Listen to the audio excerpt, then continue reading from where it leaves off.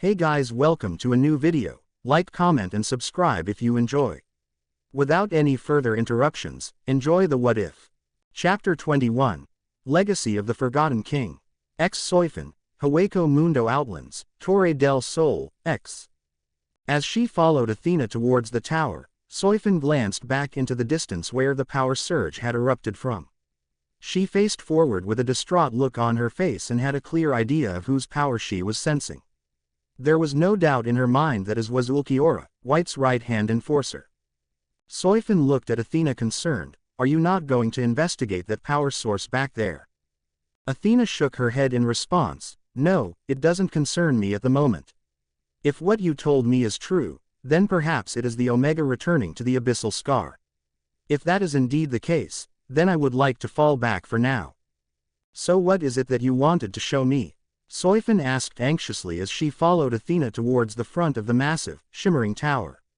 The lavender-haired hollow didn't answer right away as they passed through the large opening. As the four progressed inside Torre del Sol, Soifin looked around incredulously. The interior of the tower was far more luxurious and impressive than Las Noches in Soifin's opinion. Beautiful tapestries decorated the walls as well as statues of individual figures.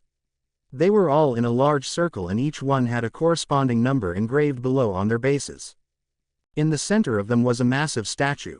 Upon seeing the number 0 engraved beneath it, Soifin immediately realized that the statue was of Zangetsu. She stared at it curiously, trying to get a good look at his features. As she looked at the statue, Soifin couldn't help but notice some unusual things about it. Zangetsu seemed somehow familiar to her. She couldn't quite place it, due to the absence of color on the statues, but upon noticing the horned mask fragment, she felt her heart skip a beat. That mask fragment, it looks remarkably similar to White's. The former Shinigami shook her head disbelievingly. What's wrong with you? Yin asked Soifin, confused by the shocked look on her face. Soifin noticed Yin, Yang, and Athena all giving her curious looks. The woman gave Athena a serious stare. Is this Zangetsu? Yes. That was the true Hollow King, Athena said sadly. Soifin noticed the Arrancar was avoiding looking directly at the statue. It was obvious that its likeness brought up sad memories for her. I remember the first time I came in here, I could barely believe these were all hollows. The Espada are paragons among our kind, each a king or queen in their own right. Powerful lords each held together under a banner of unity. They look like gods, don't they? Yin spoke with admiration for the various statues. These hollows are all dead now? Soifin asked as she looked around at some of the imposing-looking Arrancars. Athena sighed. Yes, unfortunately, I don't like to come through this entrance very often because it's a sad reminder of that fact. Nevertheless, I still come by and pay my respects to their memories every now and then. So who are all of these hollows? You mentioned you had a brother. Is he one of these? Soifin asked as she looked around for Athena's sibling. Athena immediately pointed at a statue with the number 2 inscribed on it. There, that's my younger brother Arturo. He was the Segunda Espada. He went down fighting in Las Noches. How strong were all of these Espada? Soifin asked as she stared at Arturo's statue curiously. They matched the Gote 13 in power, but unfortunately after Zangetsu's death, our ranks fell apart and we never recovered. Infighting is very common among hollows unless they have a strong leader. Sadly, I doubt we would have won even had we rallied again. The Shinigami leaders were too powerful, the lavender-haired Arrancar answered. So why didn't you try to take command? The former Shinigami wondered. It wouldn't have mattered even had I tried. Athena answered. But weren't you the Primera? Soifin asked slowly. Athena looked away. It's not that simple. The numbers of the Espada do represent our power, but they are not beyond contestation. Besides, I wasn't really in a position to take command at that time, after Zangetsu's death. How did he die, exactly? You mentioned Captain Commander Yamamoto and Captain Unohana defeated him. Soifin clarified. The lavender-haired hollow nodded. Yes, as you might recall, I mentioned fleeing Las Noches from the purge. That wasn't entirely the truth. I was actually trying to reach Zangetsu and help him. He lured the Shinigami away after they destroyed the citadel and killed several Espada in their invasion. Arturo and the others stayed and fought rest of the Gote 13. Why did you lie about that? Soifin wondered, confused. Athena shrugged. I wanted to make sure I could trust you first. So you saw what happened then? Exactly where was this battle? Soifin asked inquisitively, as if she was onto something. Athena gave a knowing look and sighed. I didn't see the battle, but I knew where it took place. You wondered about the abyssal scar. That's Zangetsu's grave. It came about in his battle against Yamamoto and Unohana. It used to be a mountain range. We called them the Twilight Mountains because they divided day and night in Hueco Mundo. What? But how could a battle have turned a mountain range into a dark gorge like that? Soifin gawked. That's something I have been trying to discover myself for quite some time. I was nowhere near the battle whenever it happened, but I could sense it from leagues away as I attempted to reach Zangetsu. You can imagine my shock whenever I saw the aftermath of Zangetsu's battle. Many strange things happened that day. The moonlight faded, the Twilight Mountains imploded, and it was raining when I arrived, Athena answered. Raining? This place is a barren desert. Why would it be raining in Hueco Mundo? Soifin wondered, completely lost. Zangetsu had a strong affinity towards the moon. All of his powers were lunar in nature. Among them he could manipulate gravity, control water, and absorb energy, Athena answered solemnly. That sounds nothing like White's power. Maybe it's just a coincidence that their mask fragments look so similar, Soifin thought to herself. Is this what you wanted to show me? Soifin asked as she looked around the antechamber again. Athena shook her head. I was going to show you something else. Come with me. As they left the antechamber, Soifin and the others followed Athena deeper into the palace before finally coming upon another large room. Her eyes shot open with shock upon seeing what was inside. It was a gate, one she had seen several times before in her lifetime. 2 skeletons embedded on it were wrapped in chains. There was no doubt in Soifin's mind that this was a Hellgate. She stared in complete disbelief at it. Why is there a Hellgate in this tower? Torre del Sol was built over this very Hellgate. It's currently sealed shut. No need to be frightened, Athena replied. Why are you showing me this? Soifin said, somewhat frightened. Before Athena could answer, Soifin heard the rattling of chains. Her heart skipped a beat as it was followed a cranking sound. The gates were opening. A wave of heat came her way, causing Soifin to back away with fear. Why is it opening? Soifin said, worried. Ichigo's mindscape. Both halves of Zangetsu charged Ichigo from opposing angles with their weapons in hand. The Hollow King immediately jumped back a safer distance and looked between the two of them seriously. He swung his unsealed white Zanpakuto and double parried their opening strikes with the flat end of his blade. As each half of Zangetsu advanced against him, Ichigo felt himself getting overpowered. The Hollow King growled at them, annoyed. I don't have time for this. I need to achieve a second release. Tell me what I have to do. Both halves of Zangetsu stopped momentarily and exchanged brief looks at one another. The dark-haired one then stared at Ichigo. Why do you need this power so badly anyways? Ichigo rolled his eyes at the question. The answer to that should seem pretty obvious, shouldn't it? How am I going to stand a chance against Yamamoto, Yuwatch, or even the Soul King unless I have power to match them? Everyone is counting on me, and I can't fail. If I don't do this, then who else can? Fancy yourself the hero, huh? It's funny how skewed the lines between protector and conqueror can be. Although, I can't blame you, I am the same way. Born to be a king, and not a horse, the white-haired one cut in. There is fire in your eyes, Ichigo, but pride swells around you like a cloud of doom. You come demanding answers, and yet you are not ready to accept them. You are angry, brash, and inexperienced. Do you truly understand what you're asking for, and why you need power? You don't even know what your own power is, the dark-haired Zangetsu stated. What would you have me do then? I can't afford to be unprepared when the time comes. If I fail, then everyone else fails. My friends, my family, they need me. Call that what you want, but my reasons for wanting power aren't selfish or misguided if that's what you're concerned about, Ichigo answered. The white-haired Zangetsu gave him a blank stare. That's not the problem. I don't think you fully understand this if you think something like that really matters here. The power you're after has nothing to do with your ambitions, motivations, or morality. You need to start asking the questions that really matter. What do you mean by Master Zangetsu? Ichigo wondered as he looked between them cautiously. We told you that the only way to achieve your true potential is to master Zangetsu. If you truly wish to do that, then you must be willing to accept Zangetsu as a part of who you are, the Quincy Zangetsu stated. Yeah, but why is my Zanpakuto named after the first Hollow King? Ichigo asked as he looked between his two inner halves. The Hollow One shook his head at Ichigo as if the question was stupid. If you're asking us that question, then you're not ready. Think for a moment before you speak. Why would Zangetsu be my name? I guess because you actually are Zangetsu. Ichigo responded slowly. You already knew the answer, but for some reason you have a difficult time accepting it. Why is that? The Hollow Zangetsu asked. Ichigo shrugged. I don't know, it's just weird considering that I know almost nothing about you. What's your connection to me? Is it really that difficult to figure out? The white-haired spirit chuckled. Just then, Ichigo thought about what Aizen had told him previously. A Zanpakuto was a part of its wielder's soul.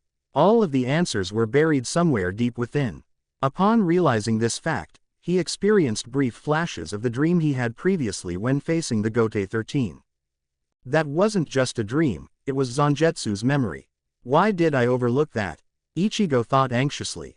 He looked up at the pale hollow Zangetsu again. What happened then? How did he die? Before Ichigo could even ask the questions, more flashes of Zangetsu's past came flooding through him.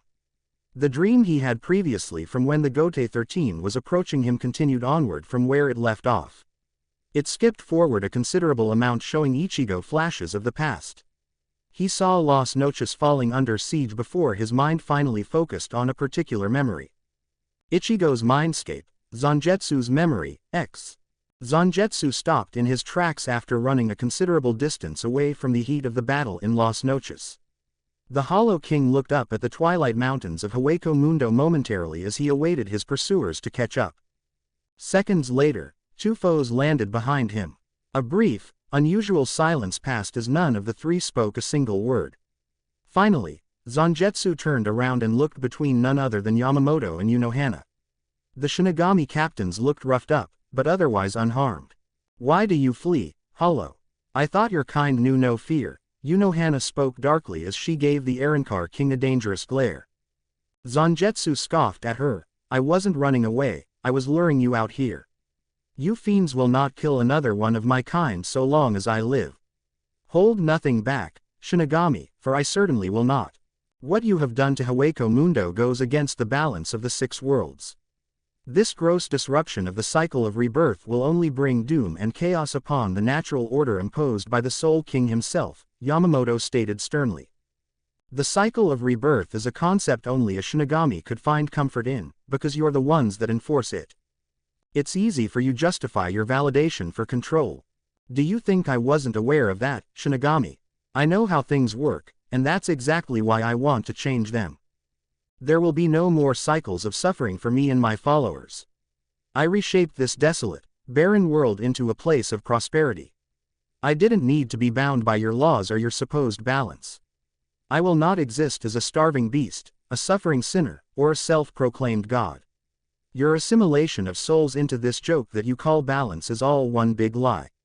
Your Soul King is the real enemy, Zangetsu said resoundingly. I knew you were lying when you said you wanted peace at that summit meeting. You've been stalling and building your forces for a long time. Had we not acted, your kind would have eventually attacked Seraiti. We are not fools, Unohana said venomously. Zangetsu gave her a nasty glare. Evidently not, but you are short-sighted. I did want peace, because in truth I don't really resent your kind. You simply do what you're told by the gods above you. It was never my intention to start a war with the Soul Society. My enemy is only the Soul King. If you oppose the Soul King, then you oppose the Shinigami beneath him. You oppose existence itself. I'm pretty sure that makes you everyone's enemy. You cannot challenge the Soul King unless you go through us first. Unohana said with a deadly resolve. The Hollow King frowned at her statement. Is it truly righteousness that drives you? I wonder, how do you find purpose in such blind obedience? Does your dogma inhibit your ability to actually think? Have you ever stopped to ask why things are like this to begin with? Our purpose may not be righteous, but it is necessary. The Soul King created everything, and to uphold his will is to know true meaning. What ridiculous delusions of grandeur have you imagined that could have possibly led you to believe that you have the right to change the way things are? Yamamoto countered. What possible purpose can you find in meaningless cycles of stasis? If you kill me and destroy what I've built, then nothing will change. Nothing will ever change. My will manifested through my hollow form and it made me into an Arrancar, because I realized something important. Our destinies and our realities are shaped by our own wills. I and those who choose to follow me will not be bound by an existence that is without meaning or purpose. We will not live as slaves in this oppressive existence. Zangetsu shouted furiously. HMPH, and through your will you have become an abomination. You defy the Soul King in a petty pursuit for self-importance. You see nothing beyond your own vision of rebellion. Even if by some impossible chance you were able to achieve this goal, then what? All you would succeed in doing is destroying everything. A flawed existence is better than none at all, wouldn't you say? Unohana added. Zangetsu shook his head at the two Shinigami. I'd rather die for the pursuit of a greater meaning than live as an indoctrinated slave of the Soul King. You two have no idea just how foolish you were for serving him. But I suppose that can't be helped. We've spoken enough, and you two are clearly beyond reasoning with. You've also spilled too much blood for me to truly forgive you. Only your deaths or mine will put an end to this conflict. So be it, Yamamoto growled as he drew his Zanpakuto. Unohana did the same as she drew her blade, Bankai. Minazuki slowly turned blood red as a strange acidic-looking substance began to drip off the blade. What appeared to be a corrosive red acid was actually blood. Zangetsu gripped his blade tightly as he sized the woman's Bankai up. Burn all creation to ash, Ryujinjaka. Yamamoto shouted as he released his Shikai. The blade quickly erupted into flames, and it didn't take long for the temperature to increase drastically. Fires began to spread around them in all directions shortly afterward. They both stared down Zangetsu with furious expressions. Unohana had a somewhat sadistic attitude, but Yamamoto appeared more serious than anything. As he examined his enemies for a brief moment, the Arrancar finally drew his Zanpakuto. The two strongest Shinigami against the King of the Hollows. What a showdown this will be. I guess you two will be the first Shinigami to ever see my resurrection. Rain, Lunaryu. Zangetsu spoke eerily as he held up his Zanpakuto. Unohana and Yamamoto visibly tensed as a surge of unbelievable power erupted from Zangetsu's release. Much to their utter astonishment, it began to rain shortly afterward. The raindrops were fast and heavy, and they immediately began to counteract the intense heat created from Yamamoto's Shikai. After the blinding light subsided, Yamamoto and Unohana both widened their gazes as they looked upon Zangetsu's release form.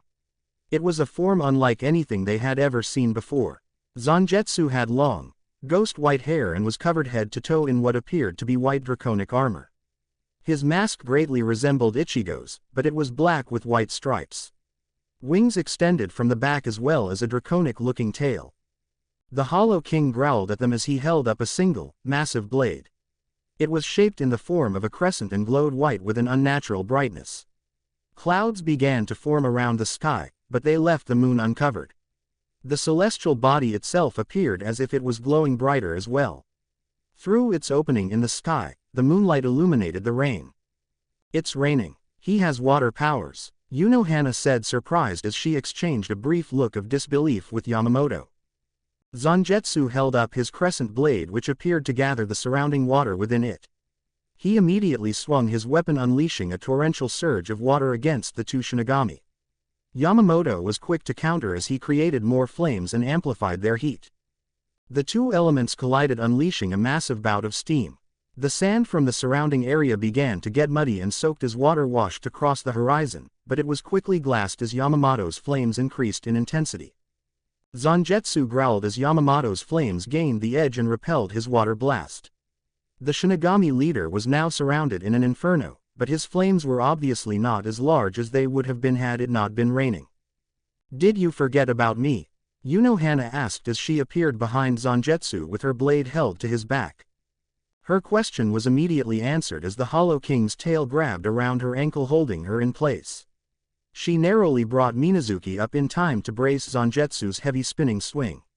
The oozing acidic blood from her bankai flew off her blade as she flicked it at Zangetsu's body. It quickly began to do its work as it seared several spots in his armor. He regenerated swiftly, but it was obvious the acid did quite a bit of damage judging by the pained expression on Zangetsu's face. I'm guessing Zangetsu dies in this battle. But how would that make him part of my Zanpakuto? Ichigo thought as he watched this memory continue to unfold. The two of them were too powerful for me to defeat together. This was a futile battle, Zangetsu's voice sounded in Ichigo's mind as he watched the battle continue. The Hollow King battled against the two Shinigami for a considerable amount of time. Ichigo couldn't help but feel surprised at how well the Shinigami were holding their own. Despite Zangetsu's impressive resurrection, he wasn't really making any progress against the Shinigami. Pay close attention to this part, Ichigo, Zangetsu's voice sounded again. Yamamoto and Unohana panted heavily as they ceased their assault. The woman looked towards Yamamoto with a serious face. We need to do something about this rain. It's diluting my Bankai's powers and he's healing faster than we can really do damage. Yamamoto's fire was starting to dwindle ever so slightly the longer he remained still. There was definitely something unusual about Zangetsu's power that had the Shinigami leader concerned. He looked up at the sky for a moment curiously. Where are those clouds coming from? You two aren't putting up quite the fight I was expecting, Zangetsu said loudly over the heavy rainfall.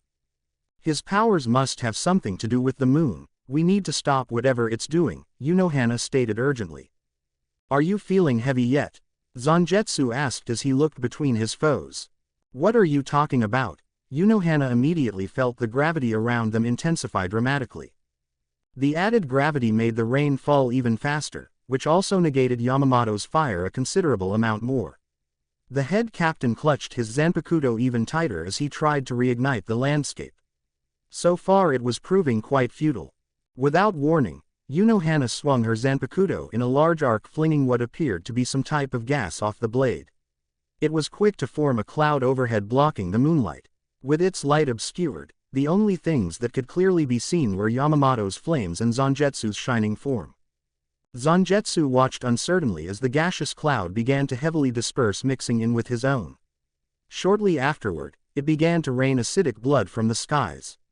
Yamamoto stood back and warded it off with fire, as he waited for Unohana to finish her plan. What is this? Zangetsu asked as the blood-red drops began to sear his armor. His moment of distraction alleviated the intensified gravity, which allowed for Yamamoto to move in for a follow-up of attacks. How long is this battle anyways? Ichigo wondered as he watched them continue for what he assumed was several minutes. The battle was bloody and intense, and to his surprise, Unohana and Yamamoto always had a way to counter Zangetsu's abilities. Part of him wondered how well the Hollow King would have fared against them one-on-one. Finally, after another pause in battle, Zangetsu panted heavily. You two are certainly living up to your reputation now. Sadly, I cannot allow you to win. With a heavy swing, Zangetsu cleared Unohana's acidic clouds, revealing the moon once again. His body was heavily burned and many portions of his armor had melted off. In spite of this, he was still holding up well against his foes. Zangetsu pointed his blade towards the moon, causing it to glow much brighter than before. The gravity intensified to nearly unmanageable levels, forcing everyone back to the ground. His opponents were still on their feet, but they were clearly struggling as hard as they could to not kneel down. The moon is empowering him somehow. We need to do something about it. Unohana repeated once again. This has gone on long enough. Your reign ends today, Hollow King. Zanka no Tachi East, Yamamoto exclaimed strongly as all of the surrounding flames began to disappear. Moments later, Zangetsu felt a wave of incredibly overwhelming heat. It immediately dissolved all of the rain in the sky and dissipated the remaining clouds. Zangetsu stared with shock at the reveal of Yamamoto's Bankai. The Shinigami leader held the smoldering dark blade to his side, staring the Hollow King down with hatred. Even from where he stood, Zangetsu could see the waves of heat radiating off of the Bankai. Stand back, Unohana, I will finish him off, Yamamoto commanded. The woman reluctantly nodded as she backed a considerable distance away from the intense heat. Judging by her reaction, Zangetsu could tell that the Bankai of the Shinigami leader was definitely a serious deal. With as much spiritual energy as he could muster, Zangetsu attempted to counteract the ridiculously high temperature by creating more rain. This time it fell with quadruple the volume as it worked to cool down the environment. Swinging his blade in spiraling motions, the Hollow King managed to create a shield of water between himself and Yamamoto. Zanka no Tachi West. Yamamoto followed up. His body immediately erupted into flames, creating a flaming cloak around his form. Without warning, the Shinigami flew in like a meteor, swinging straight for Zangetsu. The surrounding water immediately moved with unnatural speed as it formed around the edge of Zangetsu's crescent blade. In mere fractions of a second, the gathered water formed, collided, and dispersed everywhere in repeating fashion as their blades rapidly clashed back and forth. Yamamoto seemed genuinely surprised that Zangetsu was holding his own against the monstrously powerful Bankai. He was even more surprised that the water wasn't evaporating as quickly as it should have been. Their exchange continued briefly until the hollow finally backed off. He quickly amplified the water volume during his moment of respite. He was using up a lot of spiritual power to maintain the rain and heavy gravity, but there was no doubt in his mind that it was saving him from being overwhelmed by Yamamoto's Bankai. With a heavy swing, Yamamoto attempted to send a wave of intense heat, but was surprised when it didn't seem to reach his enemy. The bearded man cocked his head in confusion, but quickly realized that the gravity was increasing even more.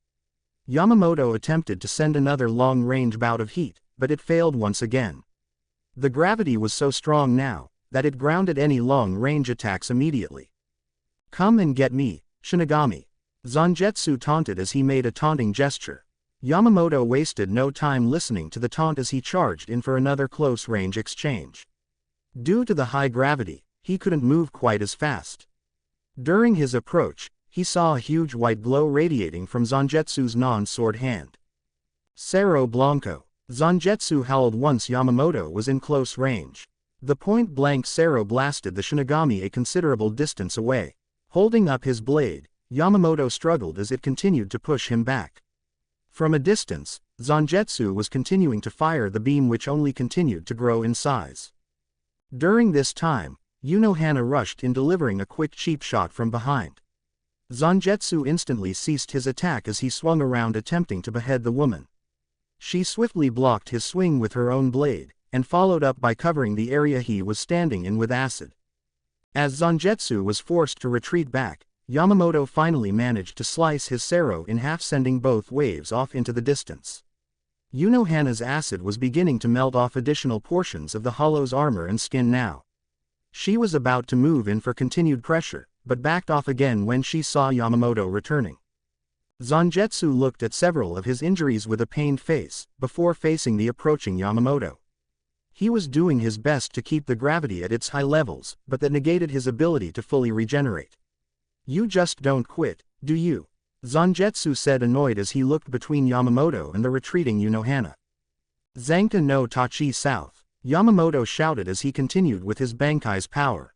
Flaming skeletons began to form from what appeared to be a blanket of ash surrounding the landscape. Zangetsu's eyes widened in shock as they rose from the ground. Zangetsu backed away with a distraught look on his face. "How many powers does this Bankai of yours even have?" The menacing undead army began to slowly advance towards the Hollow King as Yamamoto stood back, catching his breath. Yamamoto gestured for his newly summoned army to move in and wear the Hollow King down. They each jumped in one by one to deliver any kind of damage they could. Zangetsu released the intense gravity finally and decided to jump into the air. He flew slightly higher to avoid the army and glared at Yamamoto. Ichigo could barely believe how crazy this battle was. "That's the Captain Commander's Bankai. How the hell does anyone deal with something like that?" Despite the relief in gravity, there appeared to be a shift in its direction as all of the nearby rain and even light began to gather at a single point. The Captain Commander looked up and noticed all of it was gathering around the fully charged free hand of Zangetsu. "Cerro Illuvia." Zangetsu roared as he fired the Cerro into the air and charged the sky. Shortly afterward, it began to rain watery Cerros. This attack was devastating against many of Yamamoto's skeletons, and even managed to deal a significant amount of damage to head captain himself. After the attack subsided, Zangetsu landed again as he attempted to catch his breath. He was beginning to reach his limit in this battle, and he still had Urahara to deal with as well.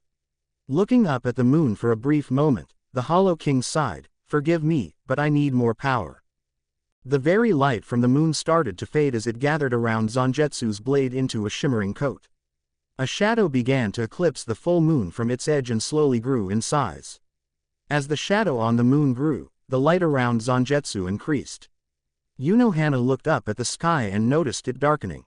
She wasted no time moving in to stop the hollow from charging more power. Zangetsu was interrupted by her intervention, which left the moon in a crescent glow. Urahara furiously hacked away at him, keeping him from continuing.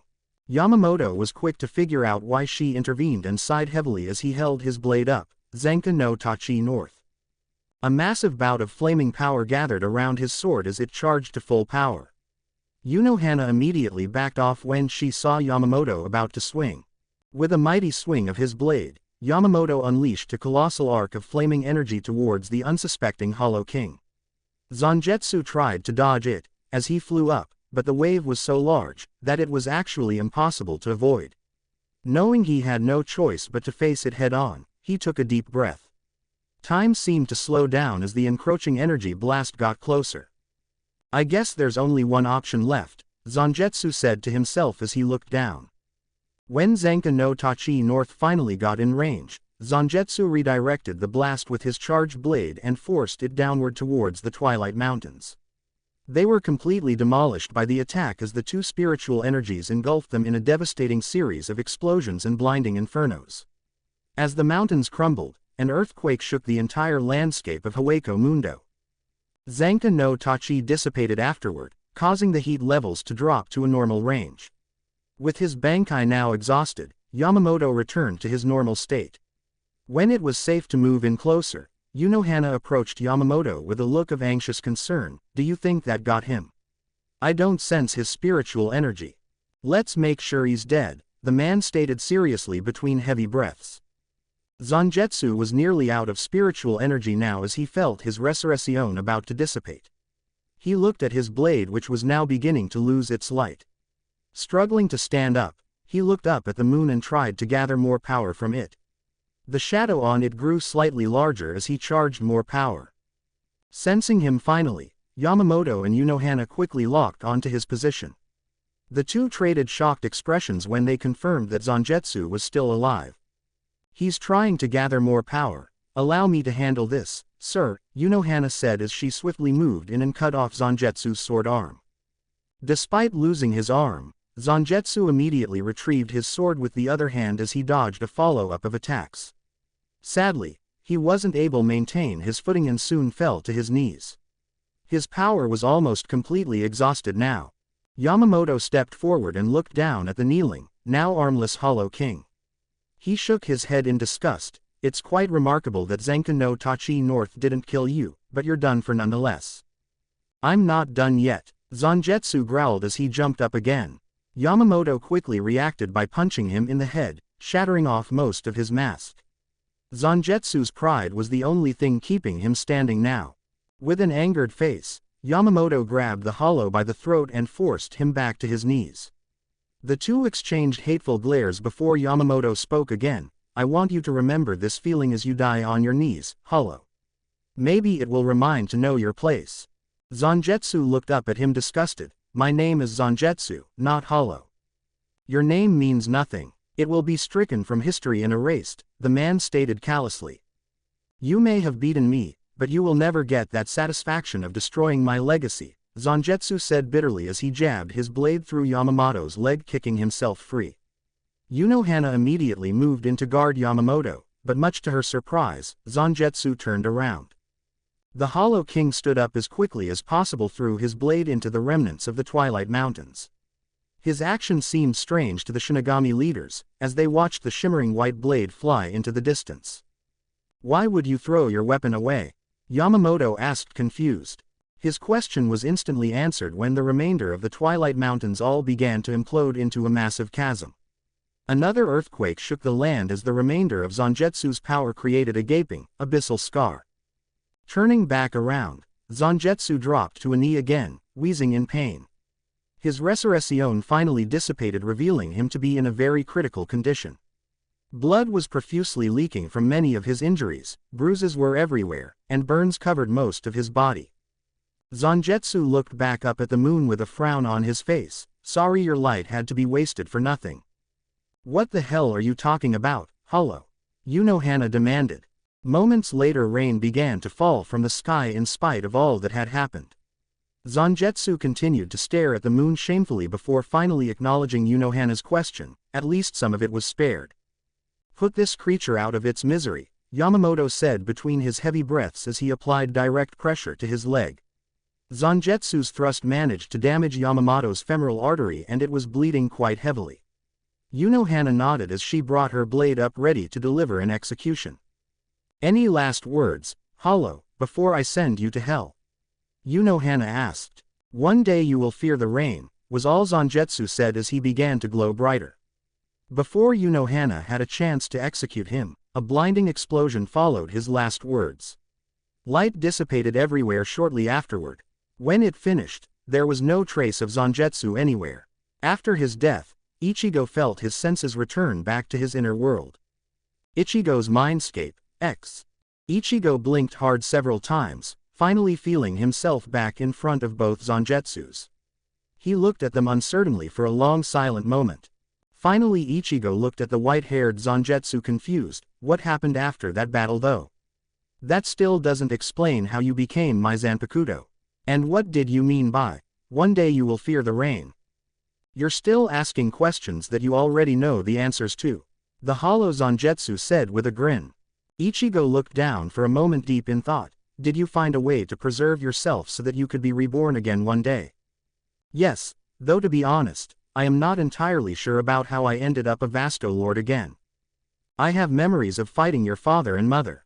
They managed to kill my new body, but the remaining fragment of my soul attached to your Quincy mother, Masaki Kurosaki.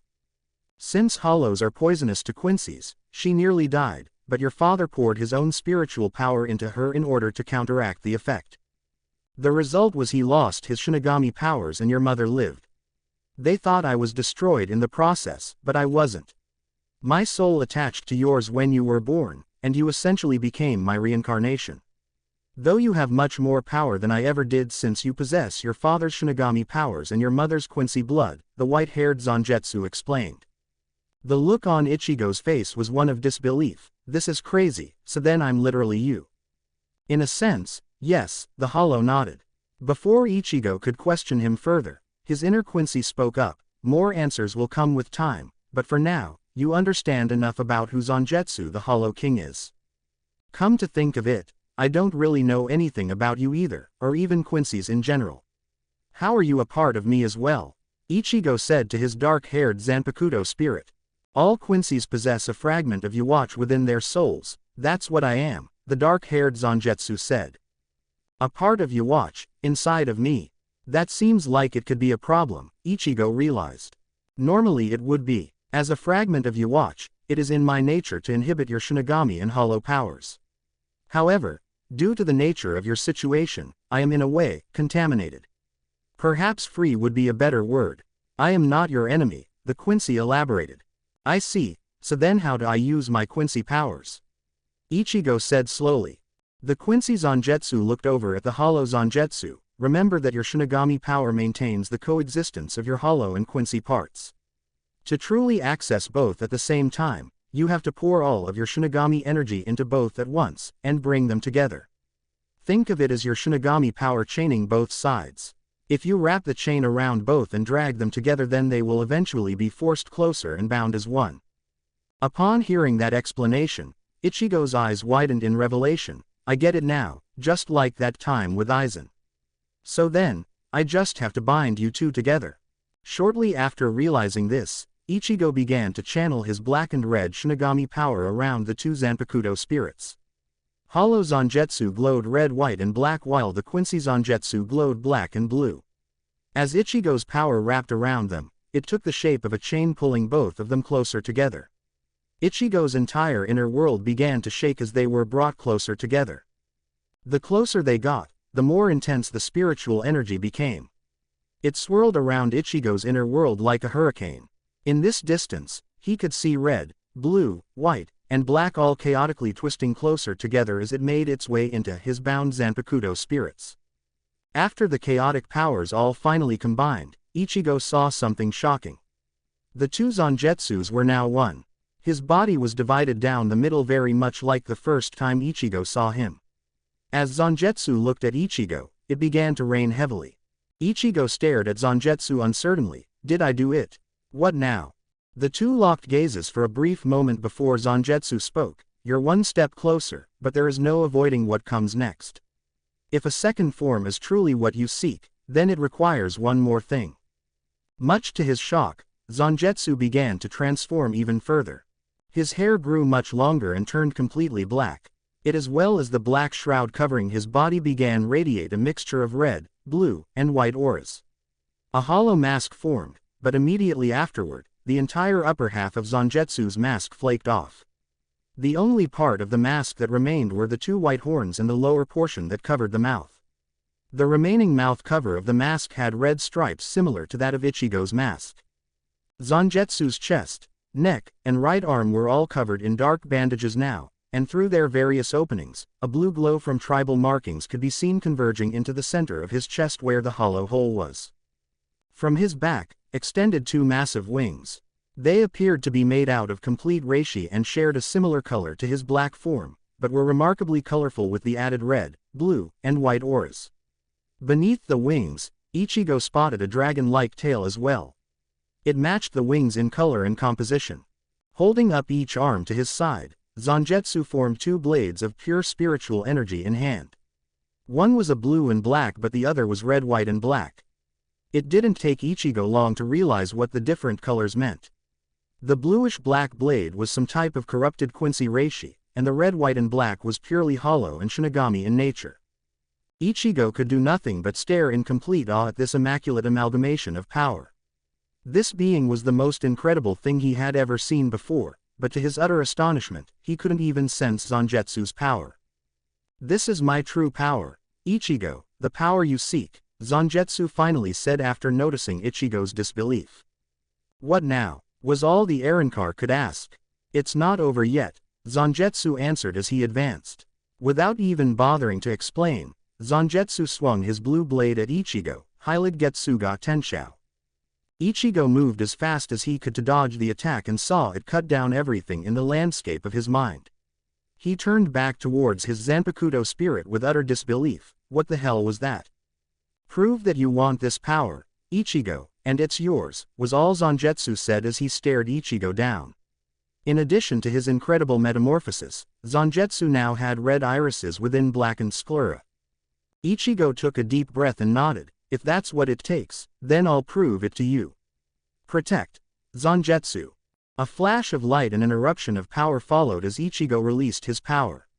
Now in his Resurrection form, Ichigo stared his opponent down with deadly resolve. It all comes down to this. I have to find a way to defeat him. Getsuryu. Zanjetsu shouted as he swung his red blade. It unleashed a titanic red, black and white blast that took the form of a dragon. The beast flew at him with its jaw open wide. Getsuga Jujisho. Ichigo countered immediately. He wasn't even about to hold back given the size of the attack. Despite the use of both of his swords, he still had an incredibly difficult time canceling out Zanjetsu's attack. After the blast subsided, Ichigo shook his head disbelievingly. He's on a completely different level than me, that was just one blade. It took both of mine to stop his attack. If that's any indication to his strength, then he's probably twice as strong as I am at the minimum. Think Ichigo, this isn't a fight you can brute force your way through. You can't defeat me, Ichigo, Zanjetsu said with a sigh. No, I didn't go through all of this just to fail. I'll make you give me my power. Ichigo retorted with fury as he charged in to attack Zanjetsu. The Zanpakuto spirit effortlessly parried his opening swings and kicked Ichigo back. Before he had a chance to react, the winged Zanjetsu flew past him and snatched him mid-air, by the throat. He held Ichigo up and sighed as they locked gazes once again. Why are you fighting this? You're the one that attacked me. Ichigo growled as he kicked himself free. The Hollow King proceeded to move back as he held both of his arms up. Gran Rey Cero Oscuras. A white, red and black arrow converged from his two hands as it fired towards Zangetsu. Before it could even reach him, Zangetsu crossed both of his swords together, Getsuga Jujisho. The use of both of his blades was completely overwhelming towards Ichigo's attack, and it proceeded to literally cripple his resurrection. After the blast subsided, Zangetsu landed on the water-covered ground. His entire mindscape was covered in knee-deep mud now. Zangetsu looked down at Ichigo, who was slumped over in a defeated stance. Despite his resurrection being gone, Ichigo still managed to stand up. His body was covered in serious burns and cuts, and he himself was on the verge of death, it seemed. He looked at Zangetsu for a long moment. The power gap between us is too great, nothing I do is even affecting him. That's the power I need to save my family and friends, to kill Yhwach and the Soul King. Something I don't understand is why I have to fight him if he's the manifestation of all of my powers. Shouldn't I have access to my own power? I attacked you so that you would realize something important. Your greatest enemy is yourself. Zangetsu said calmly. Why am I fighting myself? Ichigo thought. Upon thinking this very thought, his eyes widened as an epiphany hit. Though Ichigo couldn't see it, Zangetsu smiled sadly. You understand now, Ichigo. As he finally lowered his guard, Ichigo felt a chain link between him and Zangetsu, drawing them closer. Bandages, spiritual power, and chains surrounded the two as they finally were bound together. An awakening of power coursed throughout Ichigo's entire body. He could feel his senses fleeting, which indicated he was probably leaving his inner world.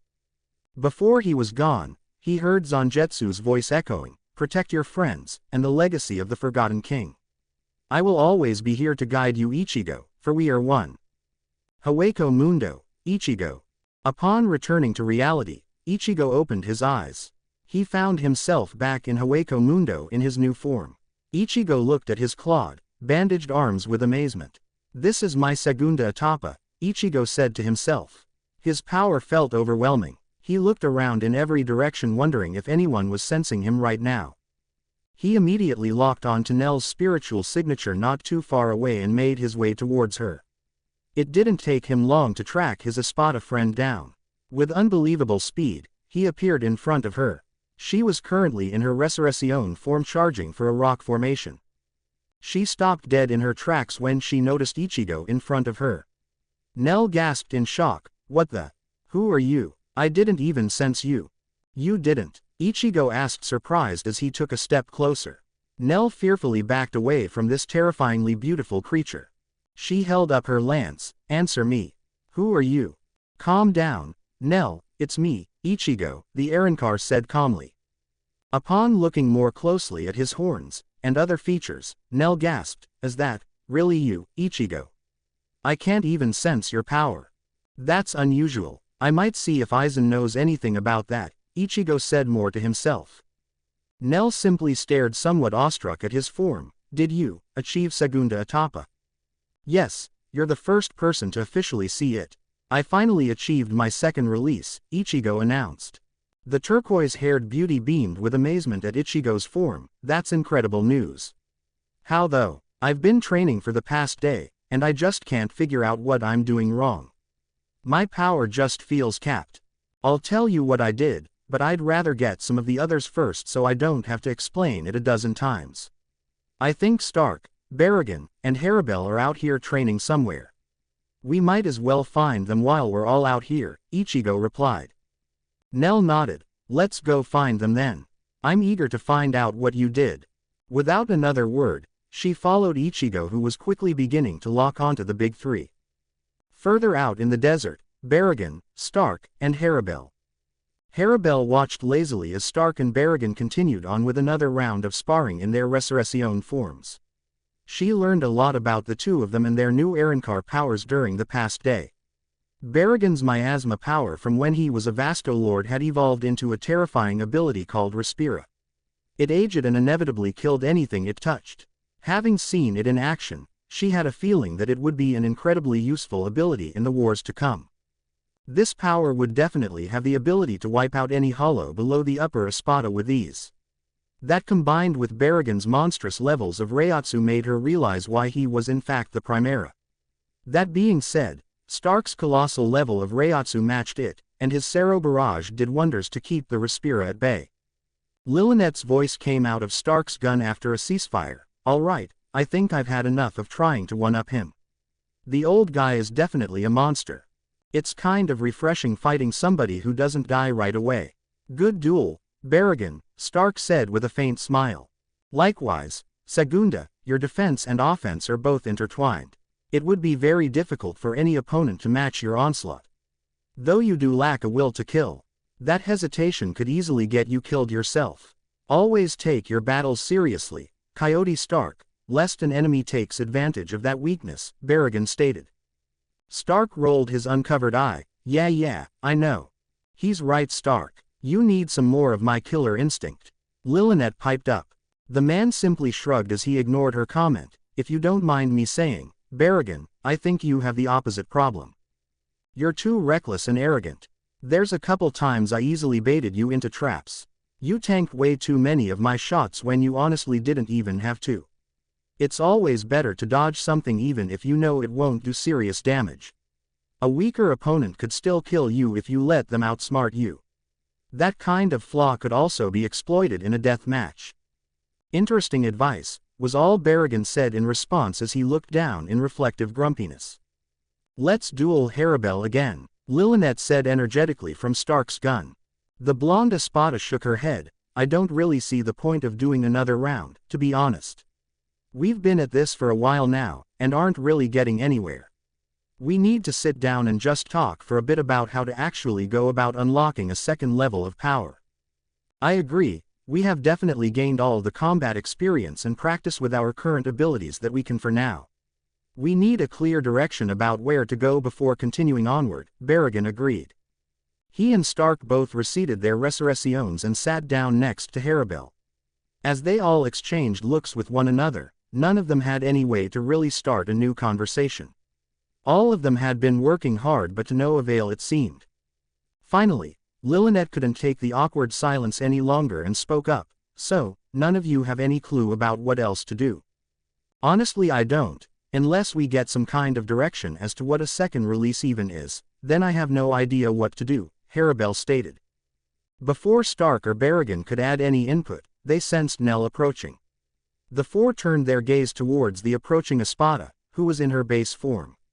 What surprised them, however, was the figure escorting her. Upon reaching the upper Espada, Nell and Ichigo stopped in their tracks. Berrigan, Stark, and Harabel all stood up and stared Ichigo down with disbelief. "Nell, who is that?" Stark asked curiously as he examined the fearsome, but unusual-looking hollow. "It's Ichigo," she answered. Nell decided it was probably best to let Ichigo explain the situation, so she remained silent afterward. "You achieved a second form." Harabel gawked in utter astonishment.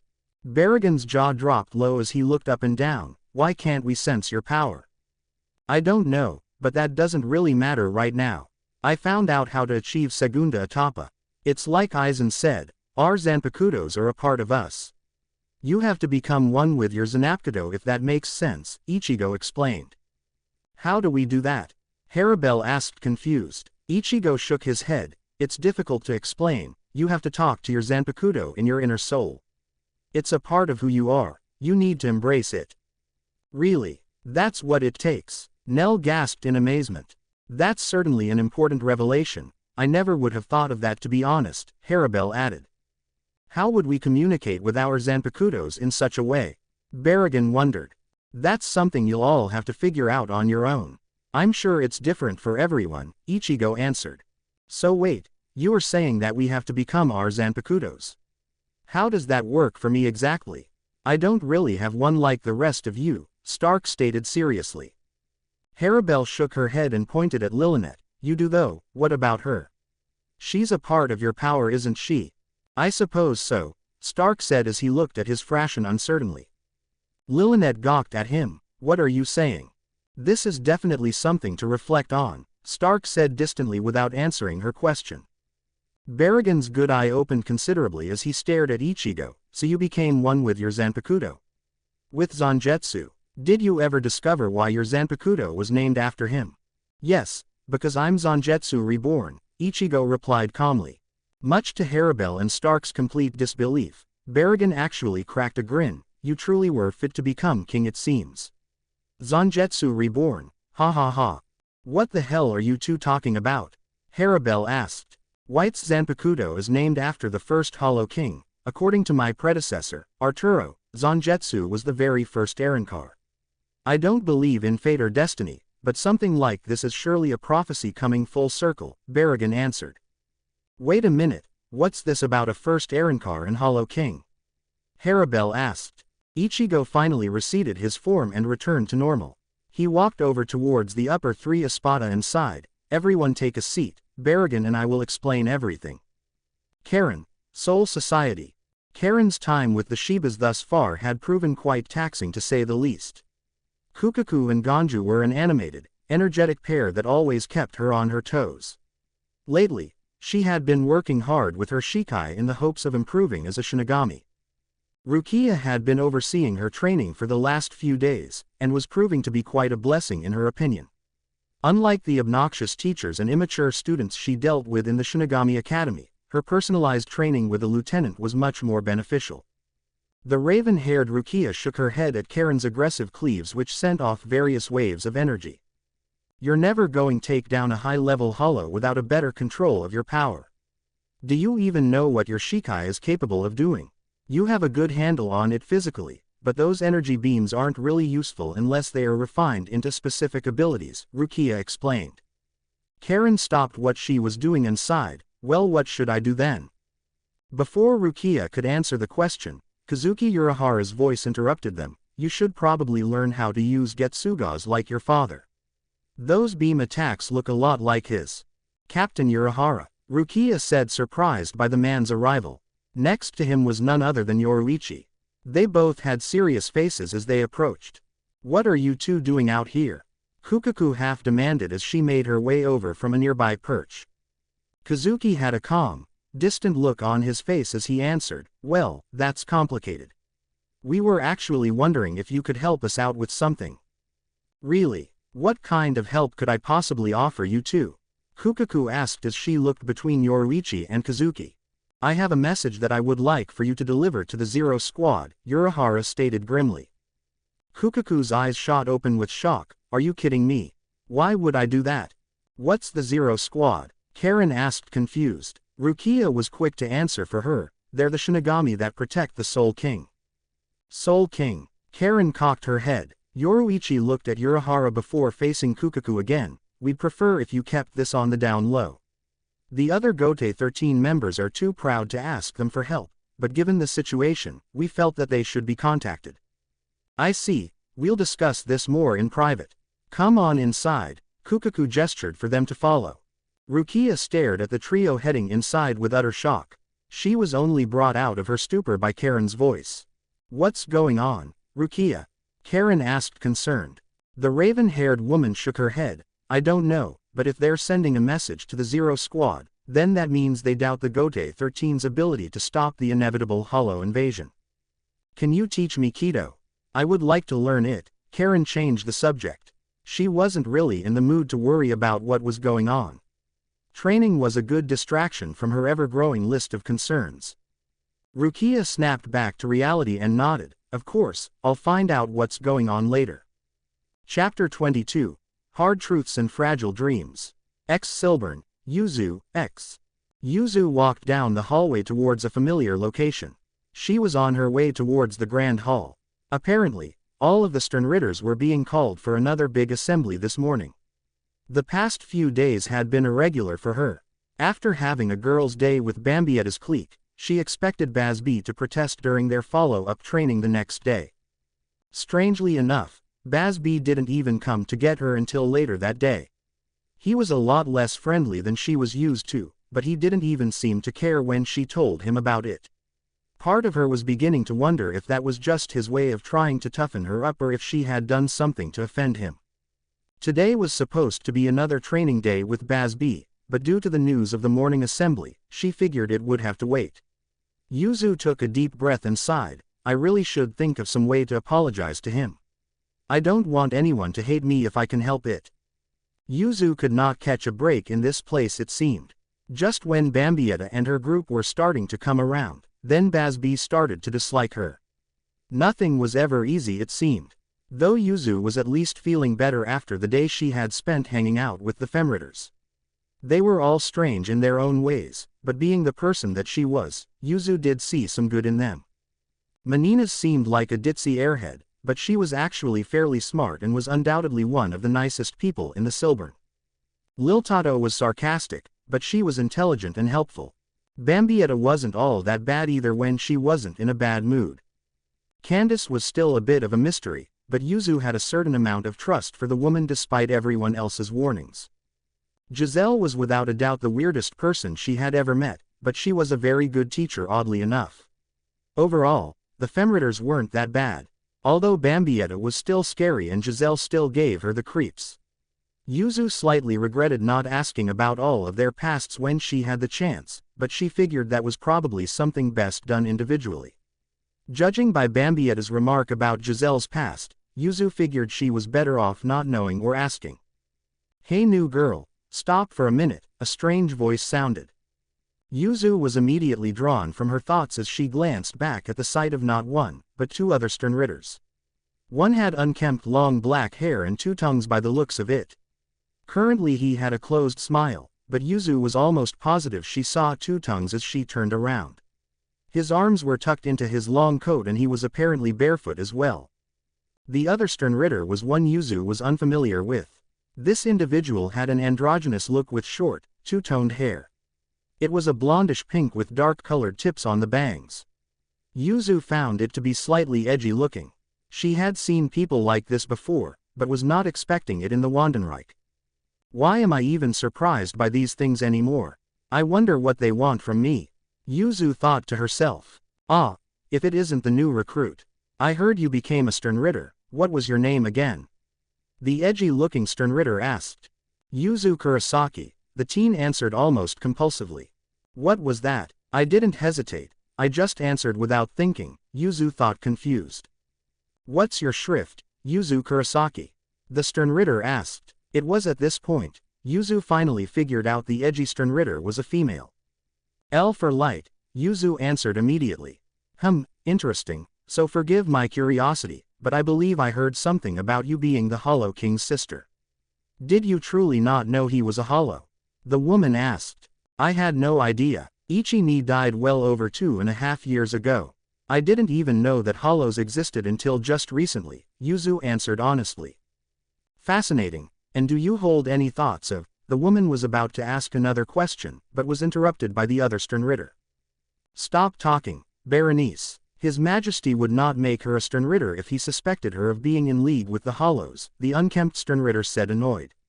He had a strange way of talking in Yuzu's opinion. Although after confirming that he actually did have two tongues, she immediately realized why. Berenice shook her head, this was by no means an interrogation. I was just curious. Who are you guys? Yuzu finally was able to get a sentence out. Nianzol Weisel, Sternritter W for wind, the long dark-haired one answered. Berenice Gabrielli, Sternritter Q for question, the other Sternritter replied. Yuzu examined them more closely with a cautious stare. Why were these Quincy's addressing her? Was there some kind of motive behind their curiosity or was it simply that? The Kurosaki teen was beginning to grow less trusting of new people the longer she spent around the Quincy's. This duo in particular had a certain mischievous aura about them. Nice to meet you, Yuzu finally said after a slightly awkward silence. The inquisitive Berenice immediately started talking again, likewise, young lady. You seem like quite the little angel. I dare say you appear to lack a shred of hate or anger in your entire soul. Are you truly as innocent as you portray yourself to be? I'm just who I am. Yuzu managed to reply vaguely. Berenice raised an eyebrow somewhat surprised, and who are you exactly from your perspective? I'm Yuzu Kurosaki, a Quincy like my mother, the young teen responded. That was a vague answer. You are quite the elusive little mystery, young lady, the Sternritter noted. Yuzu gave the edgy-looking Sternritter an uncertain look. Was there something you wanted from me? You were much more confrontational and upfront than I imagined. All that time around Bazz and Bambietta's gang has certainly made you less timid. You were definitely more callous and willful than before, Berenice stated with a strange grin. Her words immediately shined a light on a very real revelation. Yuzu had been acting differently ever since beginning her training. It was no secret that she was changing, but how far had it already gone? Was Yuzu Kurosaki even the same person anymore? Everything was the same, and she felt the same about a lot of things. However, a lot of things were undeniably different. Yuzu was thinking less fearfully and more tactically now. Her previous empathy for strangers had been slowly morphing into skepticism and caution. Baz B's words of warning had been taking root very strongly as of late. The young teen was more than aware of the dangers that certain Sternritters posed to her, and knew the dangers of being too gullible or trusting. How long would it be before she ended up like Bambietta or her gang? Despite the fact that they weren't as terrible as she initially assumed, the idea still frightened her a great deal. Yuzu shook her head concerned. Am I really changing? I don't feel any different, but she said I was more callous. I don't feel that way, but maybe it's happening without me knowing. Maybe Baz B's training is changing my mindset. But I can't change too much. My family won't recognize or accept me if I become like these people. These people are corrupted, Yuzu thought to herself in a trance-like worried state. Of course I'm not implying you could ever be as vile as that lot. It would be inconceivable to see such a pure sweetheart become tainted in such a way. Although given enough time, there's no telling what Bambietta and her little entourage of sinners could do to you, Berenice rambled on. The fair-haired teen looked at Berenice concerned. What makes them sinners? Do you not like any of them? I'm glad you asked that question. It is good to educate the newer members on the dangers of sinning. As the Inquisitor of the Wandenreich, it is my responsibility to keep everyone educated and honest. Bambietta herself is a good Sternritter, but her loyalties have been proven fickle at times. However, Giselle and Candace are liars and fakes. Need I explain the vileness of fraud? They're slimy and elusive like anyone with a secret to hide would be. They must confess and repent their sins to me and to our great God Emperor, Berenice continued talking. You're the Inquisitor of the Wandenreich. Yuzu reconfirmed as she began to realize why Berenice was talking to her now. Allow me to elaborate, Yuzu Kurosaki. The great Lord Hashwalth and God Emperor Yuwatch have entrusted me to be the Holy Inquisitor of the Wandenreich. Each of the Sternritters and every soldier in our great army must confess their sins to me on a regular basis. It ensures loyalty, honesty, and improves morale, Berenice said proudly. Sounds like brainwashing and scare tactics to me. What was that word I heard in school that described this kind of thing? It was something to do with cults, I think. Indoctrination was it, so she's like some kind of priestess they all have to confess to. That's unsettling, Yuzu thought to herself. Nianzol let out an overdramatic sigh. It's less of a confession and more of a mandatory interrogation. It wouldn't be so bad if you knew how to shut up occasionally. Talking is my job and my craft, Nianzol. You know this as well as I do, Berenice shot back. Why are you three standing around in the hall talking? The assembly is starting soon, so make your way there now, a calm but serious voice interrupted. Walking down the hall, they spotted a tall darker-skinned man with a unique-looking outfit. His cloak was long and white, but light brown fur covered several parts of his attire. One of his arms was sleeveless and on his head rested a bicorn hat. It had a striking resemblance to a European admiral's hat or something a pirate would have worn. A closer look at his face revealed he had short blondish hair and an X-shaped mark covering one of his eyes. Berenice and Nianzol seemed worried upon noticing him and immediately tensed up fearfully. Berenice nervously spoke first. Forgive us, my lord, we were just speaking to the new recruit. Who is he? Yuzu asked, confused by their concern. That's Leal Barrow, leader of the Schutzstaffel, the elite Sternritters. Don't piss him off. If he tells you to do something, then do it, Nianzol leaned in and whispered to her. New recruit. Oh, the girl. This isn't the time to socialize. Move it, you three, Leal said as he noticed Yuzu. The Kurosaki team could definitely see why the others were scared of this man. He carried a sniper rifle with him and had a constant look of bored displeasure. A brief moment passed before Yuzu realized that Nianzol and Berenice had already taken off. She looked around urgently as she realized she was now alone in front of this elite Sternritter. Are you deaf, newbie? I said move it, Leal repeated himself. Yes sir, Yuzu responded immediately as she snapped from her daze. She turned to make her way towards the grand hall, but soon found the man walking alongside her. She didn't dare to address or even look at him as they made their way to the assembly. The man briefly looked down at her and shook his head. Gerard spoke about you the other day. He seems to hold you in higher regard than most other new recruits. I hope his insight is correct, because the last good recruit we gained was Askin.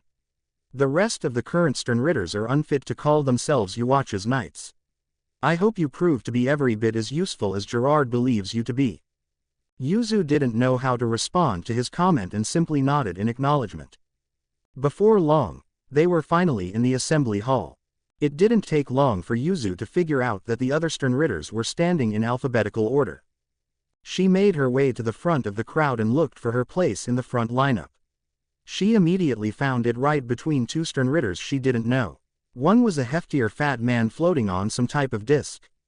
The other was a dark-haired man with a scar across his mouth and a disgusted glare permanently etched on his face. It seemed apparent that a few spots between her and the scar-faced man were missing. The fat Sternritter on the floating disc was quick to give Yuzu a funny look. Why, if it isn't the fresh young maiden? What is your shrift? She's Sternritter L. Gerard answered for her. Yuzu quickly noticed Gerard standing on the other side of the floating fat Sternritter. The fat man on the floating disc seemed a bit confused. L. But that's my letter. You're Sternritter L too? Yuzu asked the fat man. He grinned a gigantic dumb grin as he adjusted his sunglasses. Indeed, I am little missy. Sternritter L. Pepe Wakabrata. L for love.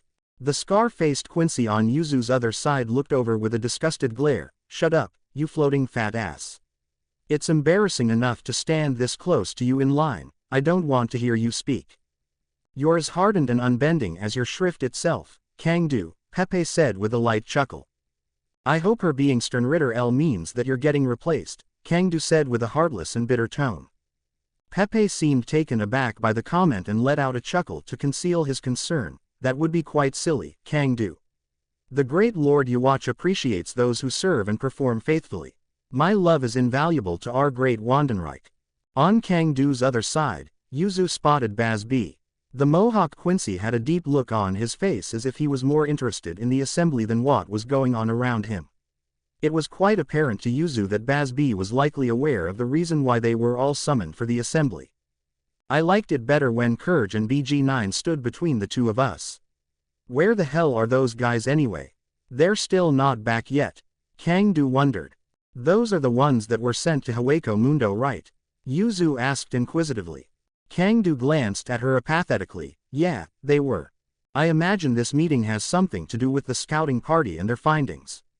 They will likely present us with their espionage report. Perhaps they even have captives. Pepe stated enthusiastically. Before anyone could say another word, Yuwatch walked into the room with Hashwolf and Ariu at his sides. The Quincy Emperor had a look of seriousness and did not appear to be in a good mood. Hashwolf and Ariu quickly took their places beside him as Yuwatch stood in front of his army. My faithful Sternritters and soldiers of the Wandenreich, I come bearing news about the scouting party that was sent to Hueco Mundo. Kurge and Nanana's powers have returned to me, and BG9 has been undetectable for a while now. There is only one explanation for this: the Hollows have killed them, Yuwatch began. Everyone seemed to perk up with an urgent curiosity and concern. Several conversations broke out among the Sternritters, but they were quickly silenced as Yuwatch continued speaking. The Hollows have drawn first blood. Make no mistake, my children, they are coming for us. So what are we going to do about them now? I say we invade as soon as possible. Gremmy interrupted. I doubt that is a good idea given the nature of the situation. 3 Sternritters were killed by unknown means. It would be foolish to invade without any kind of intelligence on our enemy's numbers and motives. I suggest we fortify and wait for our Lord Yuwatch's powers to fully return, Robert Acutron stated seriously. How much longer is that supposed to be anyway? Kangdu muttered just loud enough for a lot of people to hear. It will take as long as necessary. You should be more preoccupied with strengthening your own shrifts and honing your combat skills.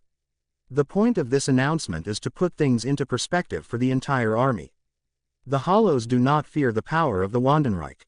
In fact, they mock our very strength by killing scouts. A show of force must be delivered, Hashwolf announced. Yawatch held up a hand to silence any additional comments as he spoke calmly. My powers are not fully recovered yet, but I will assist in the invasion nonetheless. I am eager to meet Ichigo Kurosaki face to face. My lord, are you sure about going with them? You can't be away from the Silburn for too long, Hashwolf said seriously. For my purposes it will be long enough. Mobilize the Wandenreich immediately. We invade Hueco Mundo in 1 week's time. I suggest all of you hone your skills before then. Battles will be inevitable, Yawatch stated. Yuzu was not particularly thrilled by the news. They're invading the Hollow World now. I hope there isn't any battles. I don't want to see Ichini get hurt. Why is there going to be violence? I thought they wanted me to convince Ichigo to work with them. What's going to happen? I'm scared. I don't want to be in a war. Just so we're clear, who is all going in the invasion? Kangdu asked Yawatch calmly. Yawatch grinned widely. Everyone. Ex-Soul Society, Karen and Rukia, X. Keto is a lot harder than you make it seem, Karen said with a heavy breath. Rukia frowned at her comment and shrugged. Well, it's not for everyone. It might not be for you. I know plenty of Shinigami that don't rely on Keto who make some of our greatest fighters. It all just depends on what you want to specialize in.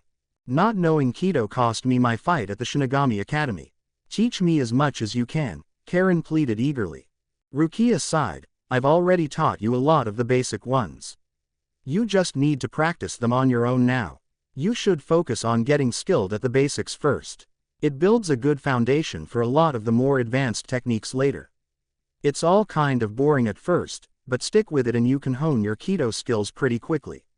You already have a lot of spiritual energy, so that alone ought to give you an advantage in training more often.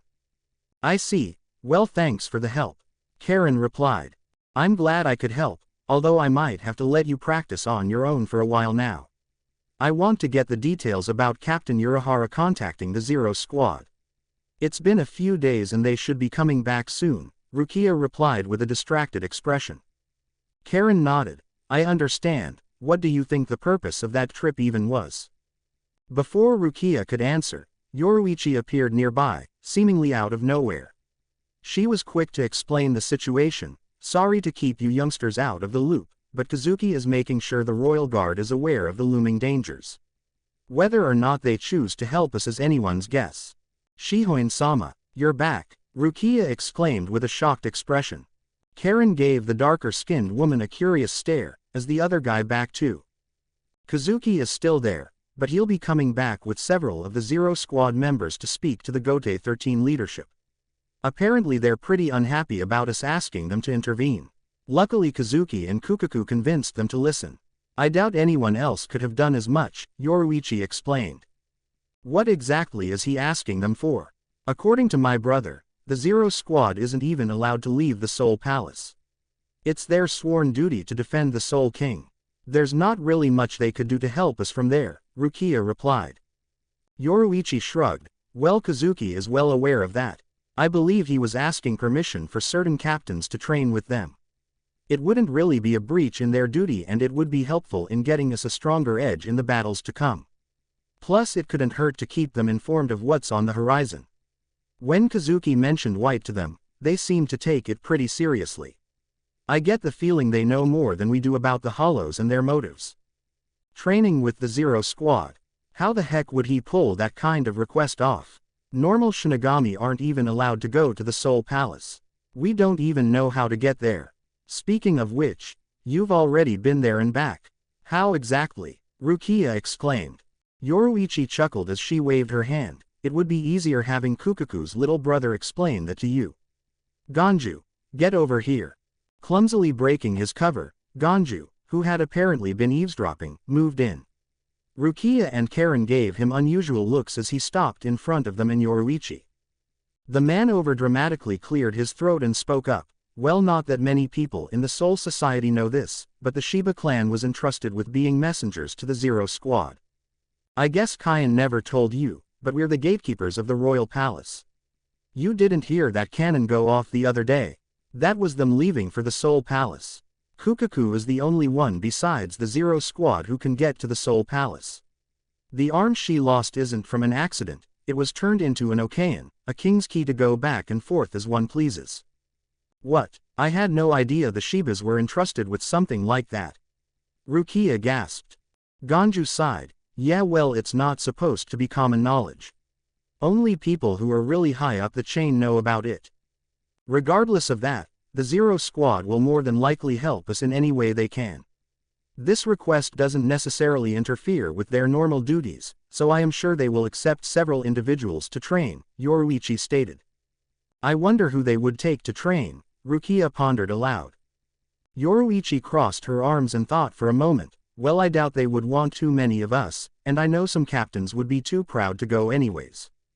The older captains especially would not go based on pride alone. It would more than likely be younger captains or stronger lieutenants.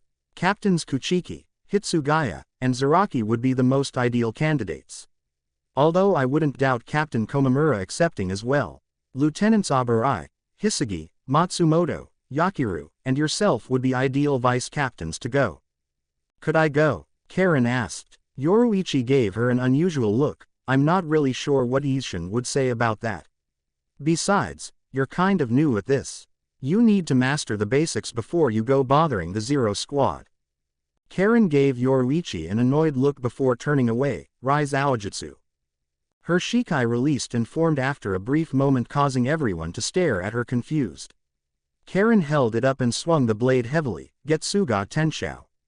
A blue beam arced off the edge of her sword and flew into the distance, cutting down countless trees and several other structures as well. Karen rested the blade on her shoulder as she stared Yoruichi down. I'm not just some random kid. I can help too, I just need more training. When did you learn Getsuga Tenshou? That's Ishin's ability. Did he teach it to you? Yoruichi noted with a curious grin. No, but I heard about it. The ability sounded similar to the arc waves my Shikai released in the academy, so I sort of just figured it out myself, Karen explained. Rukia rose a brow surprised. It's hard to imagine you as an academy student. You're already strong enough to hold a higher seat in one of the squads. I guess it's not too surprising though, you are Captain Shiba's daughter after all. Karen rolled her eyes. Like I said, give me some direction and I'll run with it. I need to get stronger for the sake of my family. For the sake of your family? Rukia questioned curiously. And what do you intend to do once you get more powerful, Karen? Fight your brother? Yoruichi asked curiously. Karen looked away, glaring at the ground. I thought about it, but no. That's not what's going to fix this problem. Ichigo is stronger than every Shinigami in the Soul Society. So then why are you so adamant about becoming more powerful? Yoruichi wondered. You wouldn't understand, I need him to acknowledge me and not just push me aside. Ichigo can't just ignore me if I'm on the battlefield. If he's truly lost, then he would prove it by trying to kill me. Karen explained. That's ludicrous, Karen, you're going to get yourself killed if you try to put yourself in his way like that. Even Ishin has accepted that Ichigo is not the same brother you grew up with. The hollow that infected his soul is malevolent. What he did to Soifun was monstrous. Do you really think your brother is that vengeful? No, the brother you knew is unfortunately dead, and the hollow is the dominant part of his soul. I know it's not what you want to hear, but White is going to have to be killed. There's simply no other way to stop him, Yoruichi ranted. Rukia frowned and interjected slowly. I have to disagree with you, Shihoin-sama, I was his hostage once.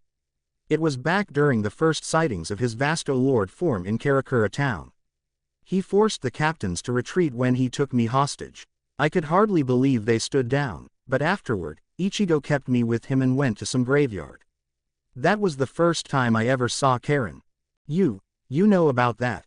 Karen gasped. He dropped me shortly after we got there, but I remember him staring at you intently.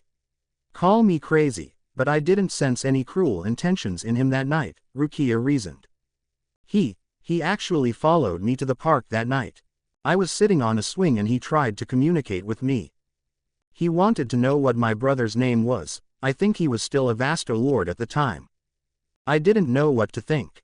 I thought it was all a trick, but when I told him, he said, Ichigo. My name, and he told me he remembered the hollow dragging him away, and that it wasn't my fault.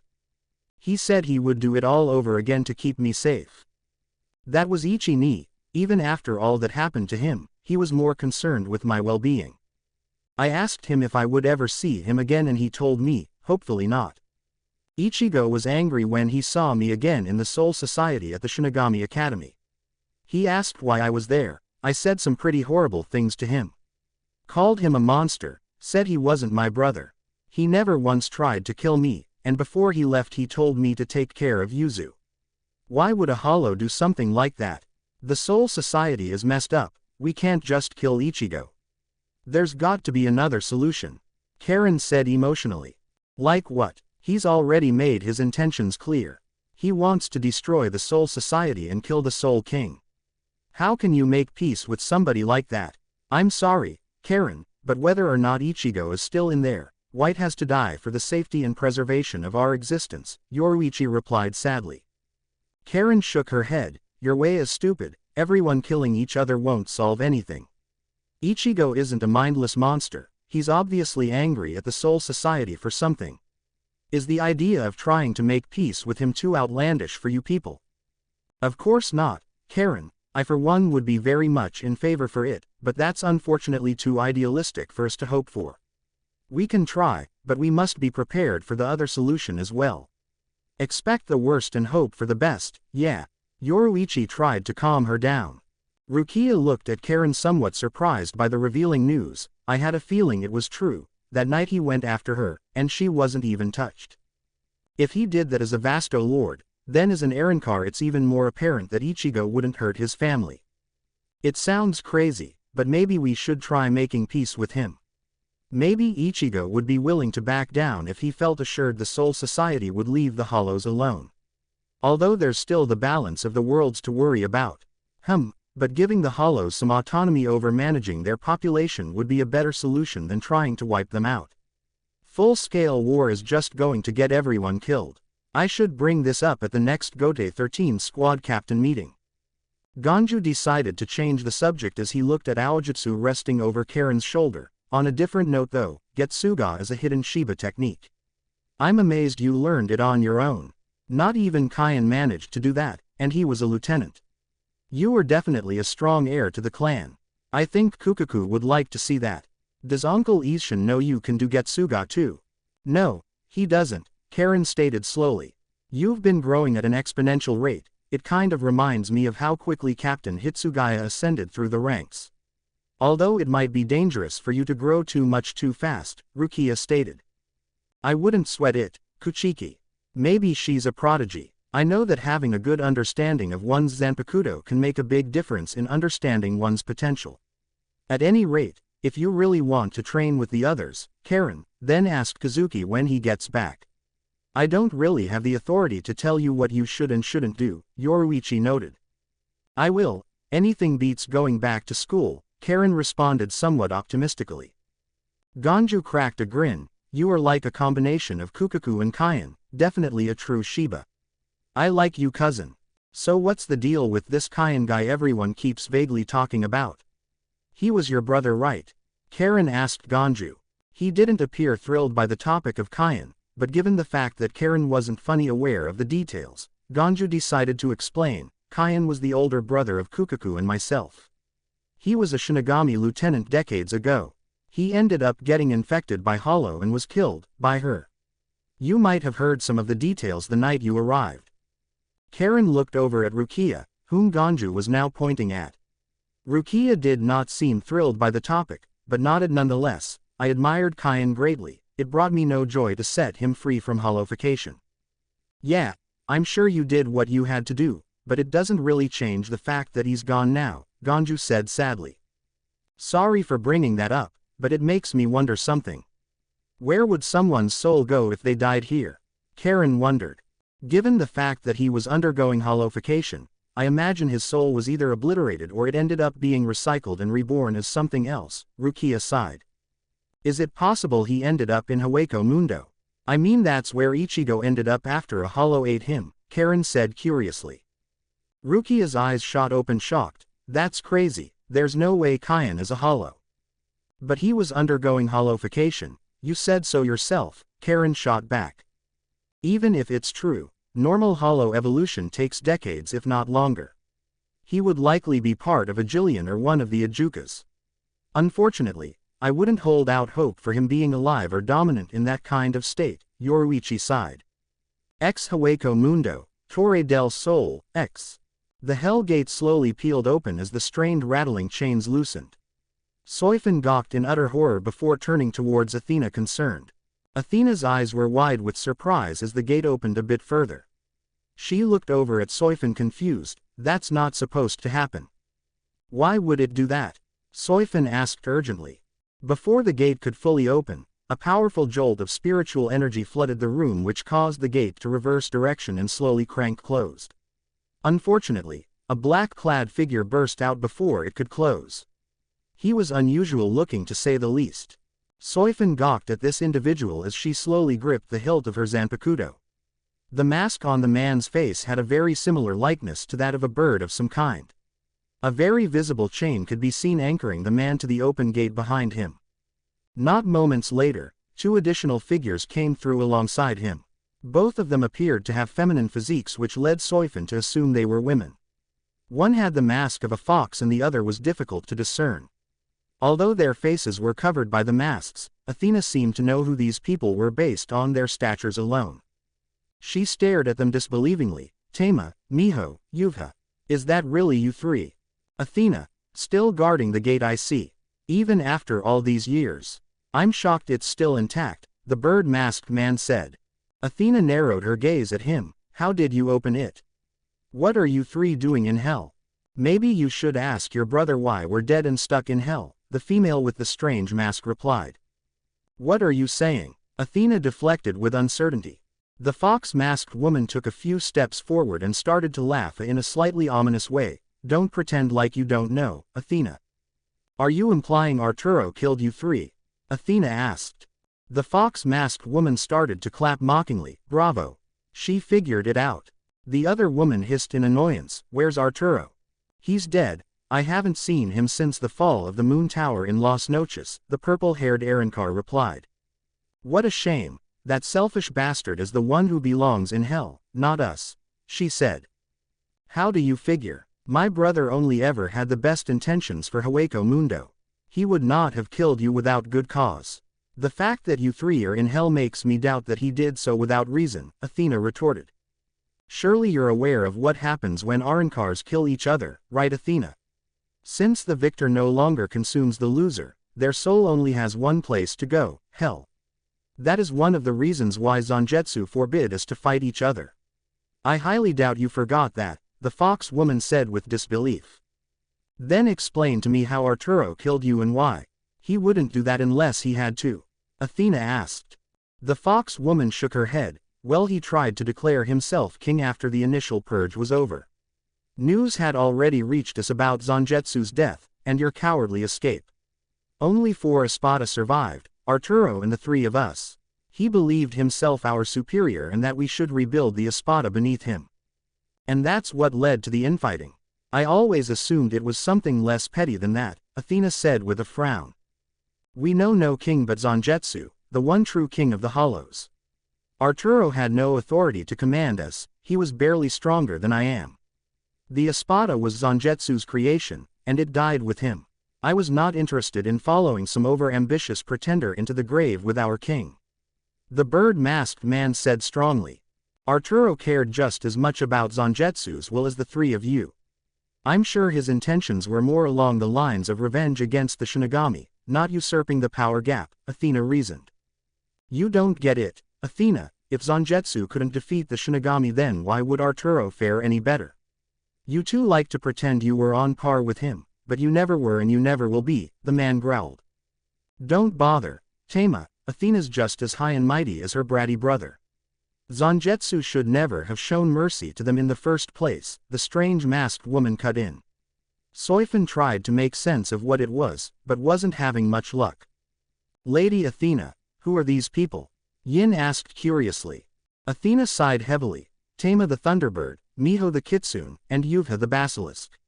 These were Zangetsu's lieutenants in the ancient times before the formation of the Espada. They ruled over the Hollows in the Manos Highlands. They were the first to join Zangetsu's conquest. They were later the Trace, Quinto, and Sexta Espadas. Tama looked over Athena's companions with curiosity. You found yourself some new minions, I see. Yin and Yang appeared otherwise speechless given the unusual circumstances. Tama's gaze immediately stopped upon noticing Soifan's attire. What the are those Shinigami clothes?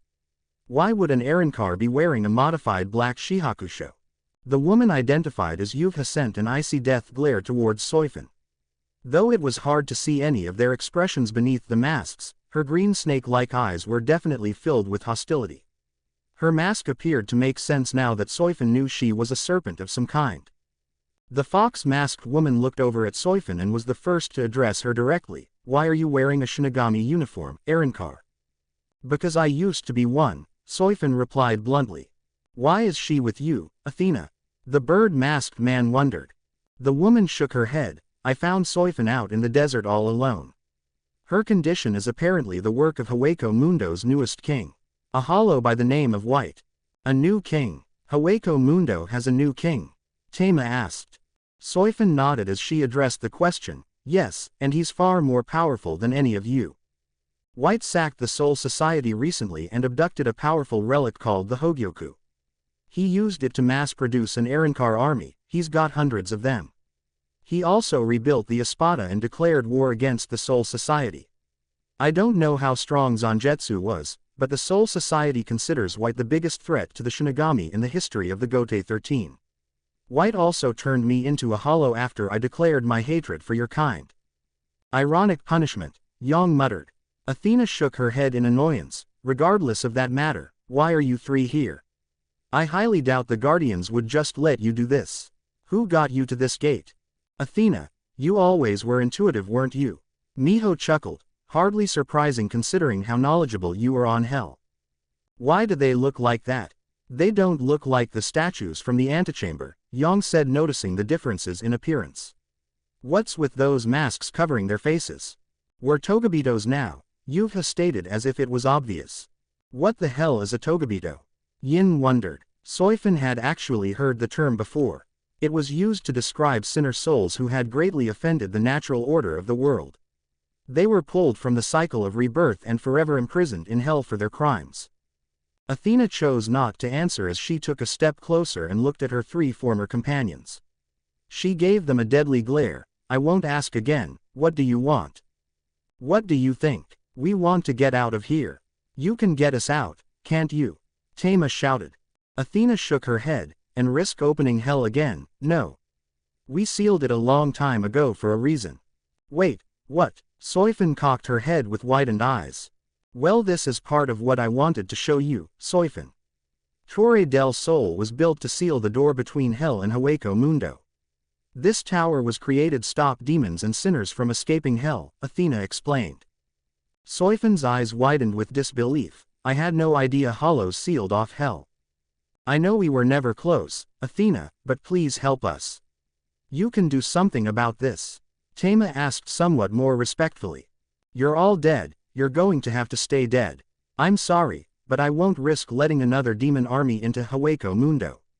Zangetsu made me swear that it would stay sealed. He may be gone, but his command still stands. Forgive me, I had no idea you three were in hell. I know it's unfair, but I cannot risk another invasion, Athena said sadly. PFF'd, you hypocritical bitch. Don't buy into her fake sympathy, all of you followers. Athena came from hell. All of the ancient Sun Hollows did. She was a demon before she became a hollow. Yuha spat. Soifan seemed taken aback by the shocking news. Yin and Yang appeared to be in disbelief. Athena herself sent a fiery glare towards them. You always did hold that against me, maybe this is karma. Before any of them could say another word, Athena held her hand up and blasted their masks off with some kind of burning flare attack. Much to Soifan's surprise, the moment their masks broke, the chains began to yank the three back into hell. The gate immediately closed afterward and was wrapped in chains. A bright light came in from the ceiling afterward, causing some type of ward to cover it as well. Athena sighed. Well, that's certainly not something I wanted to show you, Soifan. You're from hell. Yang gawked at her mistress with shock. Athena nodded. I am. How can a demon become a hollow?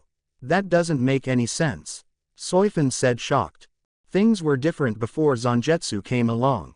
Hollows used to come from two sources, human souls and demon souls. One was falling down the ladder and the other was climbing it. It's difficult to explain this to those who don't understand the way the worlds work. Zangetsu, however, hated the idea of demons coming into Hueco Mundo. Sinners escaping hell and making their way back into the cycle was atrocious to him. Especially because it jeopardized what he was trying to accomplish with the hollows. Before I finally bent my knee to him, Zangetsu told me that leaving the gate open would only ensure chaos and misery for our kind. We built Torre del Sol to keep the Hellgate sealed, Athena explained. Huh, I'll bet that pissed a lot of people off, Soifin noted.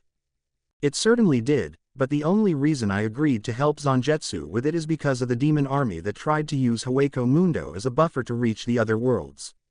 Like it or not, he did the Shinigami and humans a massive favor by holding them back, Athena replied. So you just sit here and guard the gate? Is that why you were so determined to stay alive? Soifin finally realized. Athena sighed. Well, this situation certainly revealed more than I wanted to tell you, but it is good you know the whole truth now. I can only hope that this is enough to convince you that I'm not your enemy. So what are you going to do if and when White comes here? You mentioned this place had defenses. Soifin asked concerned. I will speak with him and see for myself whether or not he's trustworthy. I would like you to be present when it happens if you don't mind, Athena replied. Soifin looked down worried. I don't know if I can face him again. You won't be alone, Soifin. I'll be there with you, Athena tried to reassure her. You don't understand what he's like. I don't know what he'll do when he finds us in this place, Soifin said with unmasked concern. You are a good judge of his character. I am quite interested to see how he reacts to you. It will give me an idea of what kind of person he is. Also, do not be worried. Torre del Sol has an impenetrable defense against attack. For now, I want to give you some lessons in how to be an Arrancar, Athena said as she motioned for Soifin to follow her. Reluctantly, the dark-haired Arrancar followed Athena out of the room, leaving Yin and Yang behind. The twins traded concerned looks before Yin spoke. I love Lady Athena, but I'm not fighting this Arrancar king. If he offers us a chance to join him, I'm going. Yin, you can't just betray Athena like that. She's done so much for us, Yang said distraught. I'm just telling you now, so you're not surprised if it happens.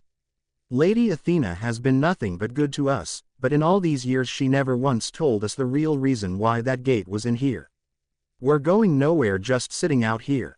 If there's hundreds of Arrancars on the other side of the abyssal scar, then I want to be there. Just imagine, a society of people like us where we can be a part of something great, Yin said eagerly. But we're already a part of something great. Lady Athena would not forgive us if we left for a supposed better deal. White could be a vindictive tyrant who would want to throw away our lives meaninglessly, Yang said as persuasively as possible. Yeah, he could be a cruel ruler, but that's only one person's opinion. An ex-Shinigami's opinion at that. Athena is leading us nowhere. At least over there, we'd have a real purpose, you know. Yin responded. Yang frowned. What if he tries to kill Athena though? Would you just stand by and let it happen? You would eagerly fall in line and follow some king you've never met who killed our leader. Stop with all the doom and gloom, Yang. This is a good thing, Yin said as she grabbed her sister's shoulders and tried to shake some sense into her. I find it ironic that you're the optimistic one for once and I'm the pessimist. HMPH, well, maybe things will work out.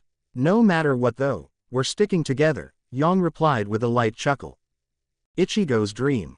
Looking over the monumental, shimmering citadel of Las Noches surrounded by individual monolith towers, Zangetsu smiled. It's finally complete. The moon tower is beautiful, your grace, truly a testament to the might of the Espada, a voice sounded to his side. Zangetsu looked over and spotted a male Arrancar with mint green hair and amber eyes. A mask fragment wrapped around his right cheek all the way to the back of his head. We didn't make it too big, did we? The outer towers are all the size of Torre del Sol. I don't want people to think we're overcompensating, Zangetsu chuckled as he looked over the city surrounding Las Noches below. Haha, surely they wouldn't, your grace. It's no more ridiculous than any other palace. Besides, something like this will stand the test of time. Just think about what Hollows thousands of years from now will say about it. It's like the heart of Hueco Mundo, the Arrancar laughed. A pretty big heart, Zangetsu laughed in unison. His laughter died down shortly afterward as he stared at it almost sadly. This is our legacy, Arturo. This palace is a testament to how far we've come. I won't be around forever, but hopefully Las Noches stands the test of time. Future generations will know that somebody was here and that there's more to our existence than this emptiness. Ha! What the hell are you talking about, Zangetsu? We're going to rule here forever. We'll turn Hueco Mundo into a paradise. One that even the Shinigami envy, Arturo proclaimed proudly. Unfortunately, nothing good lasts forever. Thankfully nothing bad does as well, but it doesn't make the truth any easier to swallow. That's just not the way things work, Zangetsu explained. We can make it work, Zangetsu, all we have to do is protect it, Arturo said as convincingly as he could. And we will, for a time, but when and if I die, this entire kingdom is going to come crashing down. Hollows only follow a strong leader. I doubt you or your sister could really stop a civil war if something happened to me, Zangetsu said distantly. You won't die. You can't die, Arturo said, rejecting the very notion of the possibility. Zangetsu sighed. If the Shinigami grow envious or fearful, then they're going to attack us. You have to consider the possibility of my death. If I die, make sure Las Noches stands no matter what. You're not going to die, damn it. Where'd all this depressing talk come from anyway? You're not worried about the demons coming back, are you? Or is it the Shinigami? Arturo wondered. Zangetsu turned to face Arturo with a serious face. I don't know what it is. I have been having these visions of my past life, it's all blurry. Nothing makes sense. I keep seeing hell butterflies in my dreams as well. Zangetsu. A voice interrupted them. Both Arturo and Zangetsu turned around and spotted a black-haired female Arrancar sporting a strange variation of the Espada wardrobe. It was quite similar to a short kimono and was the traditional Espada white. The Arrancar woman was also barefoot. She had beautiful blue eyes which were feral and almost seemed to glow unnaturally. Her sclers were black as well, which only added to this unusual glow. Despite also having pitch black hair, the very tips of her hair was a ghostly silver white. Her mask fragment looked remarkably like fox ears. I'll tell you the rest some other time, Zangetsu said as he briefly looked back at Arturo. What do you want, mijo? We were having a conversation, Arturo said, somewhat annoyed. The Kitsune Arrancar gave him a wicked glare. I didn't realize I wasn't allowed to speak to my master when I wanted to. Am I forbidden to approach, Segunda? Arturo rolled his eyes at her. Whatever. Master, I have something for you, Miho said eagerly as she handed him a large and unusual-looking key. He gave her a bewildered look. You made me a key. That's cute. Is it the key to your heart?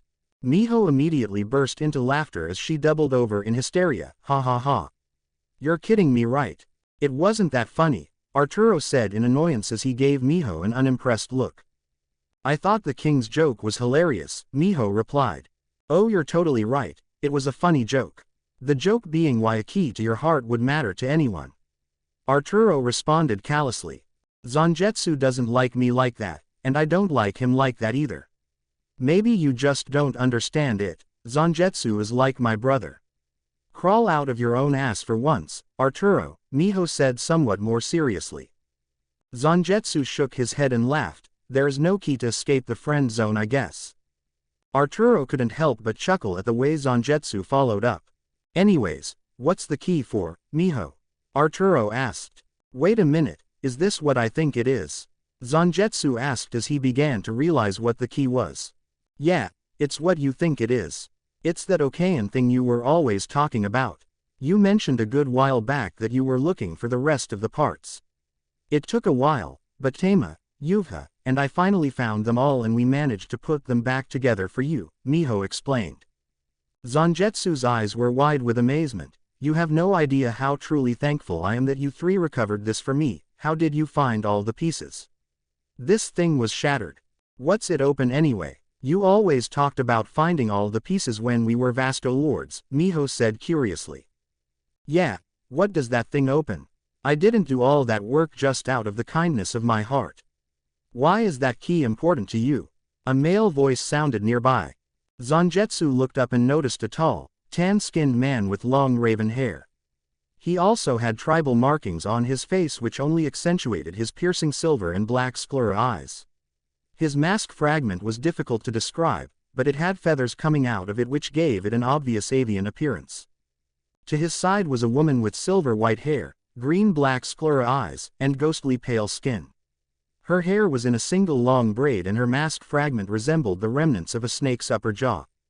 "Tama, don't be pushy, he'll tell us if he wants," Yuvha said calmly as the duo made their way towards the others. "Well, you can't blame me for being curious, it's obviously something important," the man said seriously.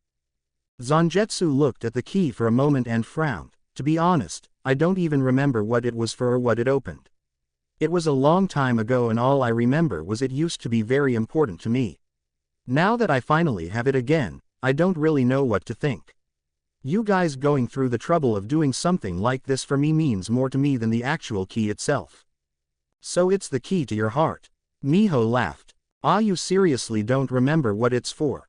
That's like the biggest mystery ever when it comes to you. You're not even remotely curious to find out why you were obsessed with that thing?" Yuvha asked.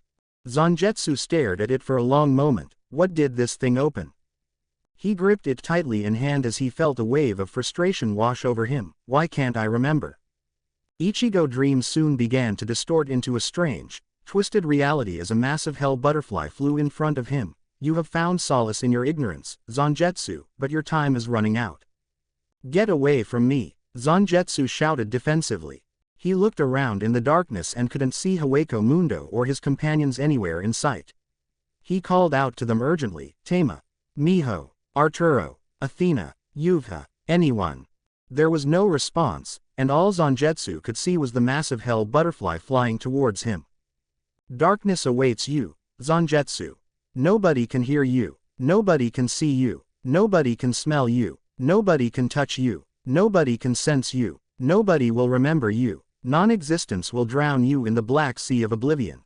You were too weak, your courage has failed, your friends are all dead, your kingdom has fallen, your heart will explode," an unknown voice said distantly in the darkness. It soon became clear that the hell butterfly was the one speaking to him. Not a second after it finished speaking, Zangetsu clutched his chest in agony. It literally felt like his chest was about to burst. He shrieked in pain as the feeling of pain in his chest grew exponentially. "Erg!" Zangetsu howled as his chest began to inflate. From the hole in his chest, he could see a massive gathering of some white substance that ballooned to twice his size. Not even a second later, his chest burst, causing him to writhe in pure agony. "White, wake up!" a voice cried through the darkness. "X las noches, Ichigo, X." Jerking upright in terror, Ichigo immediately lunged for the figure standing over him in his dark room. He grabbed them by the shoulders as he pinned the shadow against the wall. It took him a few moments to realize he just woke from a nightmare. After realizing the situation, Ichigo calmed down and took a closer look at the individual who woke him. It was none other than Harabel. Her deep green eyes had a look of genuine concern etched on them as she politely pushed Ichigo off of her. "Are you okay?" she asked, not really sure what to say. "Harabel, what are you doing in my room?" Ichigo asked curiously. She frowned beneath her mask. "Well, I wanted to get some advice from you about the whole second release thing, but I got a bit distracted by the weird stuff you were saying in your sleep." "I talk in my sleep?" Ichigo said, surprised. She nodded her head. "Yeah, you said some names I'd never heard before. There was also something about the key to someone's heart. Must have been a strange dream, although the last bit seemed more like a nightmare. You were calling out for people, it kind of scared me. You've been watching me sleep. That's a bit strange," Ichigo said as he rose a brow at her. The blonde gave him a counter-brow raise. "You don't seem to care when Ulquiorra does it." "That's because Ulquiorra and I are close friends and he's mostly interested in keeping people from bothering me when I sleep," Ichigo explained.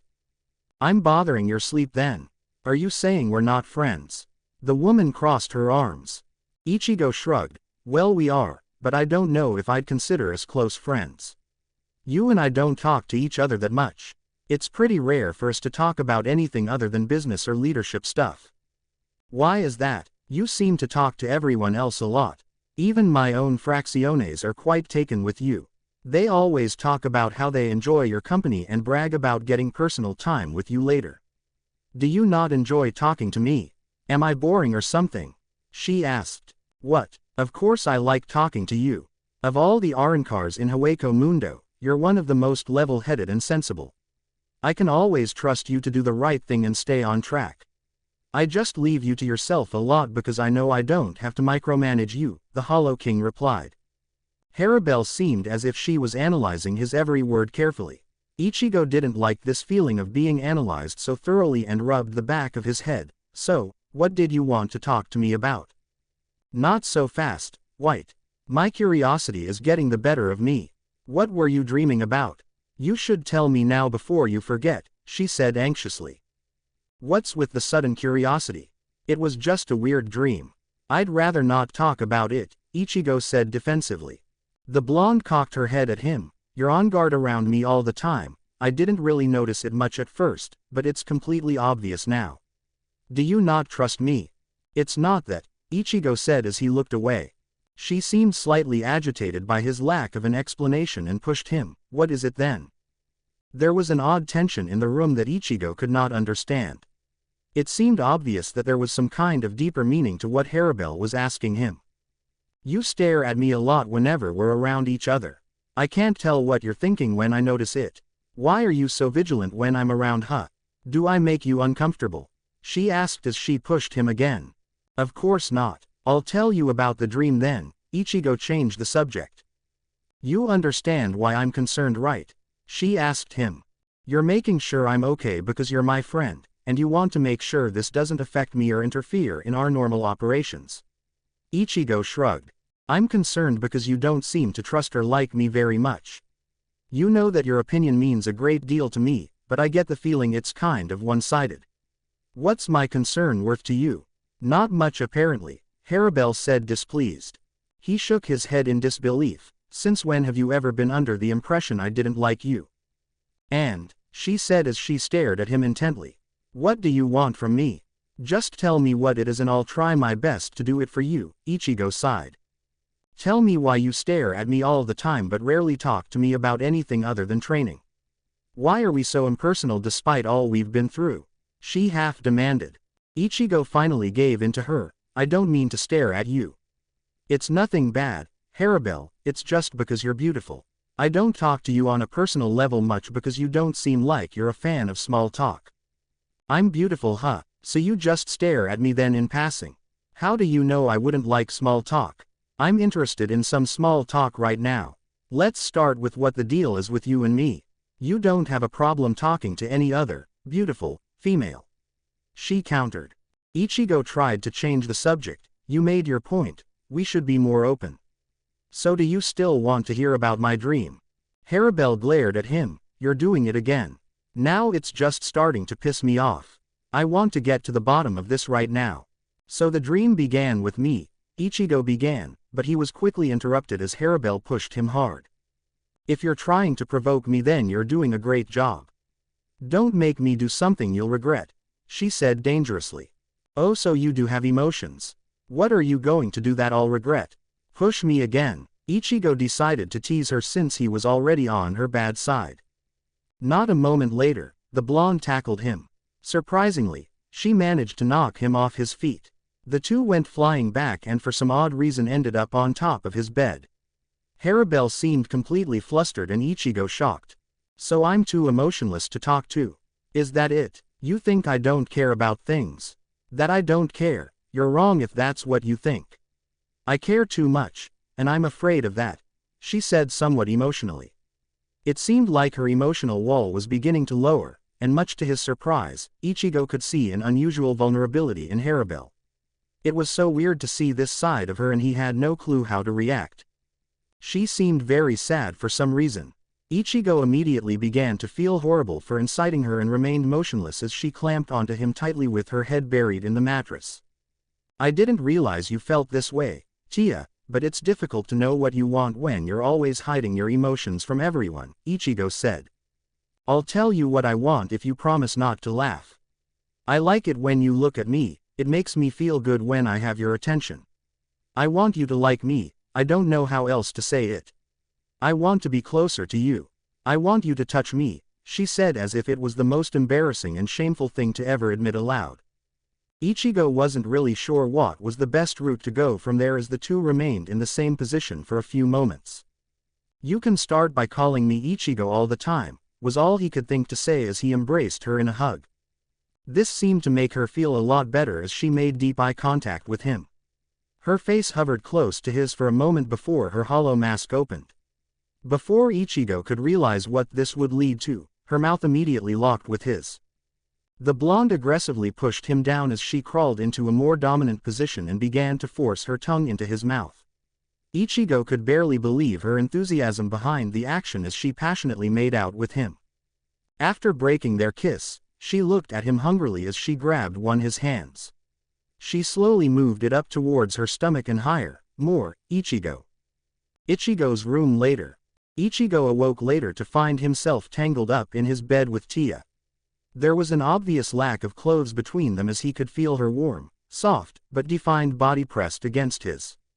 So that wasn't just a dream then. Well, this is certainly going to make things awkward around here now, Ichigo said to himself. The blonde seemed to stir awake as her eyes slowly opened, revealing radiant emeralds. She had a look of satisfaction in her eyes which Ichigo wasn't really used to seeing. The woman chuckled at him as they made eye contact. You're finally awake. I didn't wear you out that bad, did I? I thought you were still sleeping, Ichigo replied with a light blush at her remark. She shook her head as she moved over to straddle him. I can't sleep, there's too much on my mind. Like what? Ichigo asked as he briefly looked down at her body. Like you and me, and the others. What's the deal with that anyways? Am I your girl now or was this just a one-time thing? She wondered. Ichigo sighed. Well, I've been kind of avoiding this stuff for a while. I can't afford to have distractions like this affecting our teamwork and efficiency. These kinds of relationships always complicate things. What happened was amazing. But unfortunately, it's going to have some negative consequences. No negative consequence will ever outweigh the loneliness I felt before last night. You felt it too. You can't deny it was great being together like that, the blonde said softly as her mask fragment opened up again. Ichigo knew what that meant as the woman locked lips with him. He broke it off before she could go any further and looked at her seriously. We can't just do this in the middle of a war. Do you have any idea how the others will act when they find out? And trust me, they will. You are not the only one who likes me, Tia. Do you really want to stir up this kind of dispute? Why does it even have to be a dispute? What's the problem with us openly liking each other? It's not like what happened between the two of us is going to permanently forbid them from liking you either, she said. You don't see the problem in that. I don't want people fighting over my attention and getting resentful of each other, Ichigo replied. She shook her head. Maybe you haven't noticed, but everyone already fights over your favor and affection. I could care less if they want to spend time with you when I'm not around, just so long as you're always there when I need you. What are you saying? He said, shocked. I'm saying I could care less whether they're in the equation with us or not. They can either accept that and get over it or they can just die mad, she clarified. That's unusually open-minded, not something I'd expect from you to be honest, Ichigo replied. Well, it's good we're getting to know each other better then, isn't it? She said somewhat seductively. Ichigo couldn't help but smile at her comment. I guess so. She got off of him and cuddled next to Ichigo, resting her head on his shoulder. Enough about this. I'll keep it on the down low for now if you'd prefer. You should tell me about that dream now that we're both awake again. Ah, okay. Well, you remember what I told you, Baragon, and Stark the other day, right? About how Zangetsu was the Hollow King and my Zanpakuto is named after him. Well, I have memories from his life sometimes. They usually come to me in dreams. I saw Las Noches construction getting completed. Where the dome of the palace stands now, there used to be this huge central citadel called the Moon Tower. It stretched way higher than the outer towers. I was talking about it with some people in the dream, Ichigo began. Hueco Mundo used to have a tower like that. So then who were those names you were calling out? She asked curiously. I think they were the ancient Espada. They gave me this key that I had apparently been obsessed with finding all the pieces to. Something called an Okayan. I recall in the dream that I was desperate to remember what it was for. Then the dream got dark and I saw this massive hell butterfly. It said some strange things to me and that's around the time I woke up, Ichigo explained. A massive hell butterfly, I wonder that means, she pondered aloud.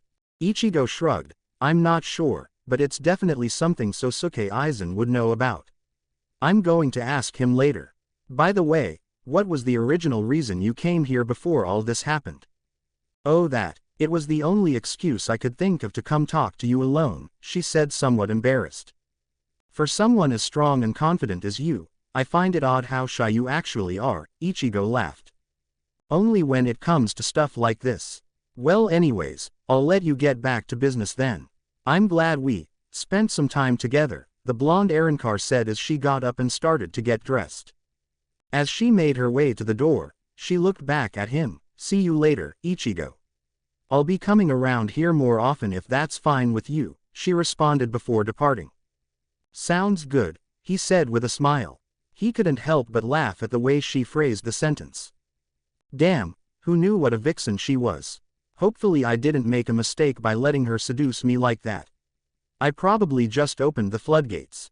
Ichigo thought as he watched Harabelle's voluptuous sculpted form turn around. After the woman left, Ichigo decided to get dressed himself. After doing so, he went to his balcony and looked over the horizon. Despite all that happened with Harabelle, he was still somewhat hung up on his dream. Something about the names and faces of what he assumed were old Espada was striking a chord with him. They were Zangetsu's friends. What were those names again? Arturo, Miho, Tama, Yuvha. There was another name I called out in the darkness. I wonder who the hell Athena is. Ichigo wondered. Ichigo. An urgent voice sounded from overhead. Looking over, the Hollow King noticed Ulquiorra land on his balcony next to him. Ulquiorra's urgency was definitely not a commonality which led Ichigo to assume it was something very serious. He gave his dark-haired friend a serious look. Where have you been, Ulquiorra? I was at the place you told me never to return to, that dark pit where I was born.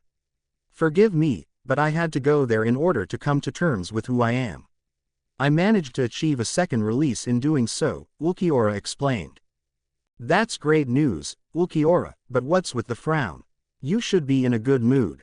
I achieved my second release as well. I wouldn't mind hearing about how your training went, Ichigo replied. It can wait for now. There's something very important I need to tell you. That dark pit that I showed you back when we were Vasto Lords, I found a colony of hollows like me there. You remember them, right? They were all dark. Well, I found out that the reason I was the only white one is because I'm their Omega. They sensed my power when I achieved Segunda Etapa. The Alpha that found me had no idea what Arrancars were, but she thought I was in league with some Arrancar that crossed over the pit. Apparently, there's another landmass over it, something they called the Outlands, Ulquiorra explained. Ichigo's face was a mixture of disbelief and anxiousness. Another landmass. Are you serious? Did they describe what this Arrancar looked like who crossed? Are you sure it wasn't one of ours? They say it was a purple-haired hollow with the number 1 on her shoulder. That would imply she was an Espada, but I don't know anyone with purple hair, and that number placement sounds odd. There's no telling who she is or what's going on in these Outlands, Ulquiorra replied. So what happened with the colony of hollows that found you?